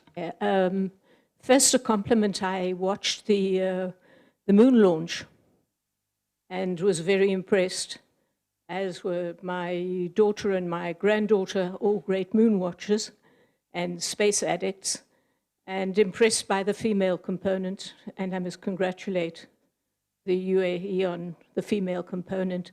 And the question is how? How did you reach such a high percentage of women who, as usual, put a woman in charge, and it works well? Yes, okay. I think that's a very easy question to answer, actually. I wrote a recent piece on the new Arab Emirati woman. And I believe that stereotypes are all have been made about the Emirati woman, but the magic and the power that comes behind us is the support and encouragement we receive from our government. It has opened all the doors of all sectors in the country, including the society, to include and not exclude their females. Yes, the Hope Probe and also Expo is also led by a female, Reem Al-Hashmi, Her Excellency Reem Al-Hashmi. So yes, the UAE does not exclude but include females in all the sectors of the economy. I'm a female and I'm part of this panel today talking about the Abraham Accords. It is both an honor and a privilege to be an Emirati, to say that the UAE is one of the leading countries when it comes to females and including them in all the sectors of its society and country and the development of its nation. And thank you. I want to add a word to that. Last night, in the webinar that I was involved in, I heard not only the Minister of Environment, a lady from the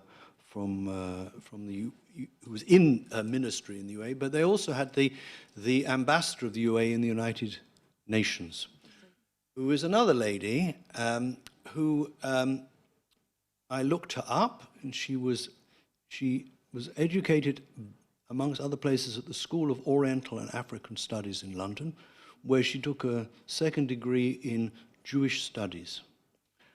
And she spoke with a really British accent, more than mine, and and she's a Palestinian. And I thought to myself, you know, who's running things there?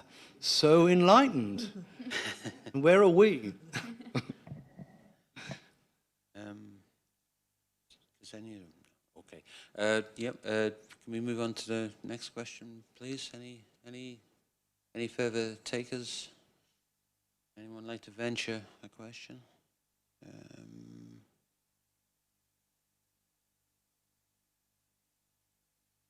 Okay, so that, well, we're almost,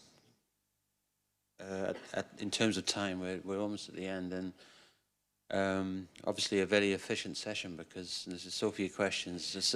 So much has obviously been resolved, and no need for any further discussion for now, at any rate. So,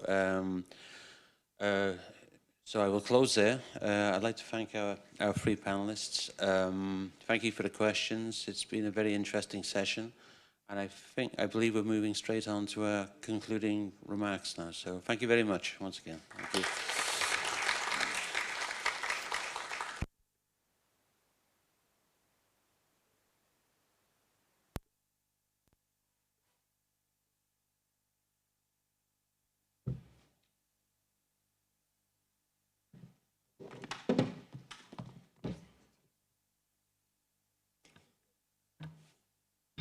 All right. This is our concluding session, and no one wants to stand between all of you and the end of your day. So we'll try to keep our remarks brief and on point. But before we do, it's my distinct pleasure to introduce Eliezer Al-Hosseini to give the opening concluding remarks. And before I do, and I'm going to give a more complete thanks at the end of my remarks, if we're talking about the, and thank you for the wonderful question about women in the Emirates, because it gives me an opportunity to say how dynamic Iyaz has been over the last month with us. And I don't think it would be an exaggeration to say that this event probably would not have happened with the degree of success it's had without her immense contribution. And I can say, based on my limited anecdotal experience, that if Iyaz represents the future of Emirati women, it is a bright future indeed. So it is my distinct pleasure to give her the floor. Thank you, Iyaz.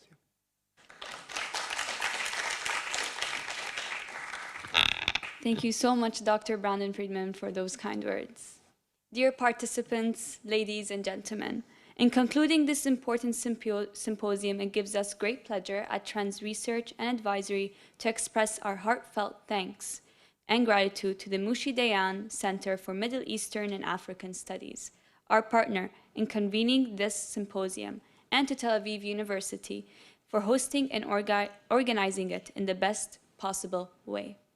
I would also like to express my sincere appreciation to the strategic partner of Trends Research and Advisory at Ittihad newspaper for its valuable input to the symposium. My thanks are also due to all of the speakers whose contribution and ideas have enriched our gathering today. Throughout the proceedings of the symposium, we have heard many inspiring views and insights that will help us build the foundations of a lasting peace to which we all aspire. We also have heard ideas which would surely enhance the gains of this peace agreement, to lay solid foundations for peace and making it a lasting one. We work together and make use of the ideas we have come up with today.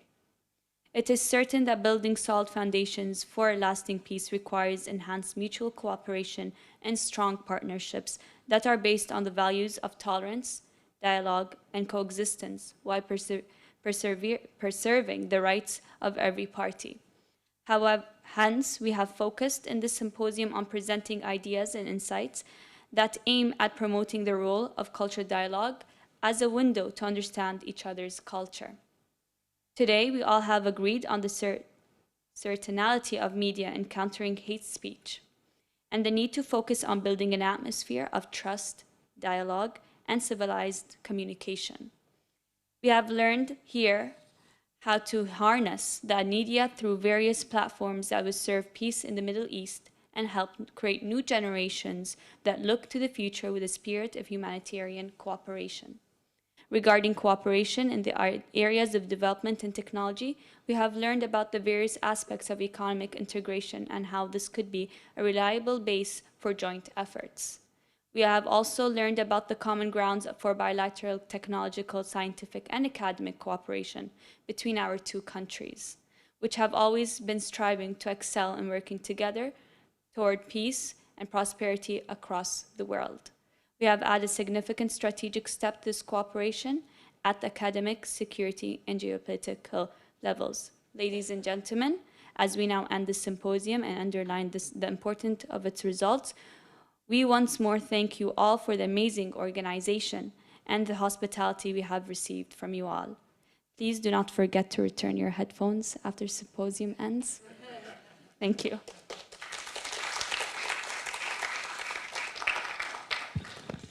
Thank you, Aliazia, and you'll have to excuse me. I forgot to introduce myself. My name is Dr. Brandon Friedman. I'm the Director of Research at the Moshe Dayan Center here at Tel Aviv University. And if you'll indulge me for just 5 minutes before I give my concluding remarks of thanks to everyone who's made this event possible. We spoke today about culture, media, technology, in servicing a stronger and more enduring relationship between Israel and the United Arab Emirates in building tolerance, peace, and furthering development. But I'd like to add 4 brief points before we conclude. I'd like to briefly mention history. I'd like to talk about the role of commitment in continuing to make this a success. I'd like to talk about success in itself as an important ingredient here. And finally, I'd like to talk about engagement. First of all, history.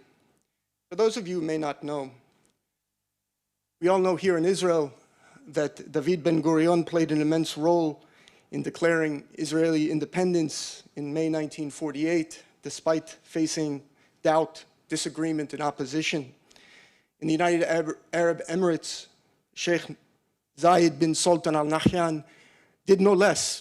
In July, 6 months before the Day of Unity with the Emirates that led to, on December 9th, the Emirates becoming the 132nd state to join the United Nations, Sheikh Zayed called together the fellow leaders of 6 other Emirates and said, "It's now or never," and I'm paraphrasing, and said, "The moment is here," and it was Sheikh Zayed's leadership that enabled the leaders of the various Emirates to come together and seize the moment, a moment that might have passed. And I think when we talk about leadership and creating the environment, whether it's institutionally or in terms of the opportunities that women have, it takes not only a vision, but it also takes leadership.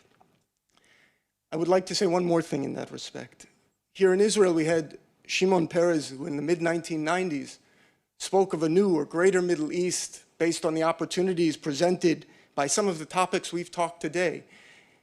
And he also faced a bit of skepticism and doubt here in Israel and beyond.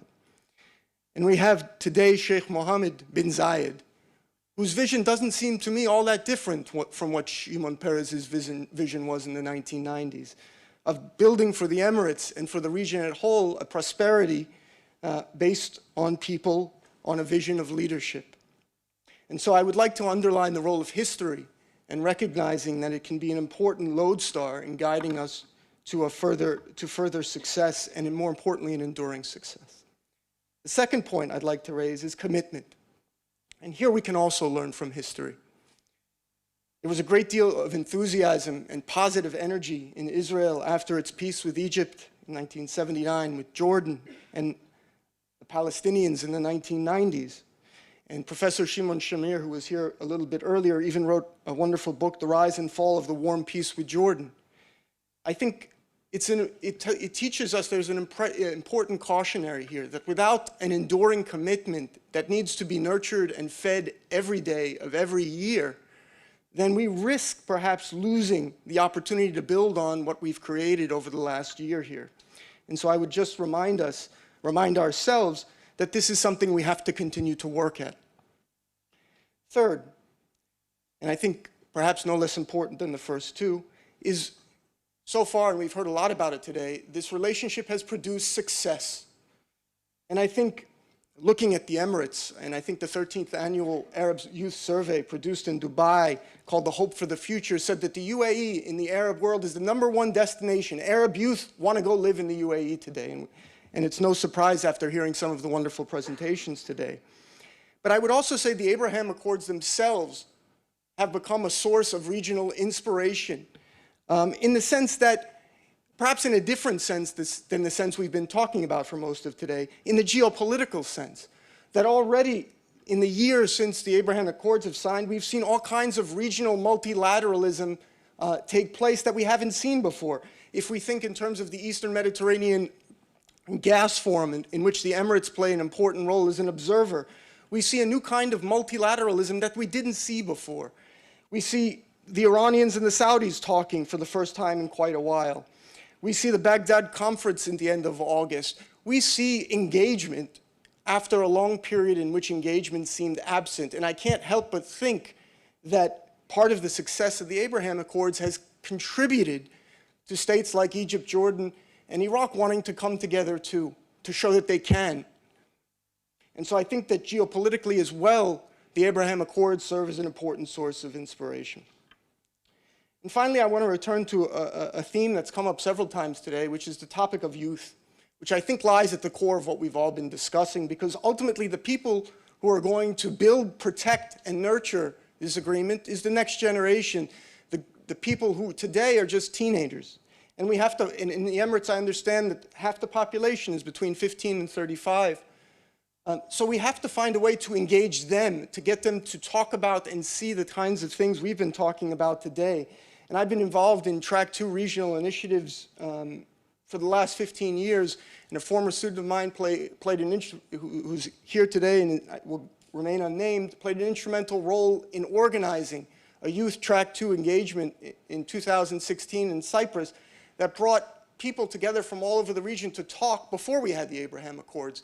And I would say, let's get the Gulf involved in those dialogues. Let's have a more inclusive regional dialogue about the tough issues, the uncomfortable issues, the issues, some of which we heard this morning that sometimes are very difficult to talk about, but necessary to talk about. And I think those are the next steps, engaging the next generation of youth and engaging in a way that we can talk about those hard, difficult, uncomfortable issues beyond some of the important things we've talked about today. So now I'll move on to the most important aspect of the day, which is thanking the people behind the scenes who have made this event possible. First of all, my thanks to Samaya Al-Hajrami, who's not here, obviously Eliazia Al-Hosseini, who has been on the spot, and again, without her here, I'm not sure that things would have come off as successfully as they have. Elizabeth Olejnik, thank you for your contribution. To the staff at the Moshe Dayan Center, who's worked day and night for the last few weeks to make this happen. My sincere thanks to Efrat Shulman Arad, Mor Vikman, Tali Marco, and to the staff of the Emirati Embassy here in Israel. And finally, to all of the presenters and speakers today, and last but not least, and perhaps most importantly, for all of you here who've spent the day with us, thank you for giving us of your time, for listening, and for supporting these initiatives. We need you to continue to carry this on with us. Thank you all for being here.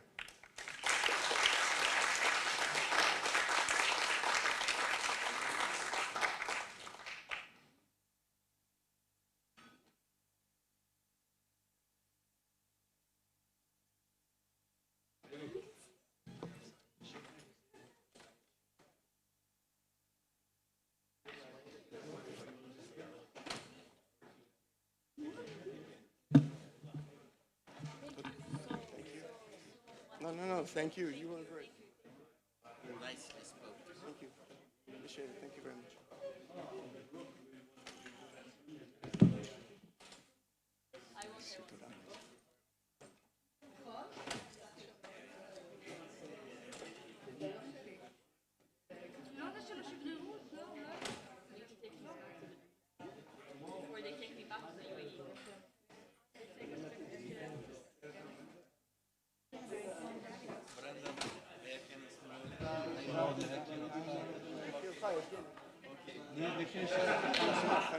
תודה שבאת.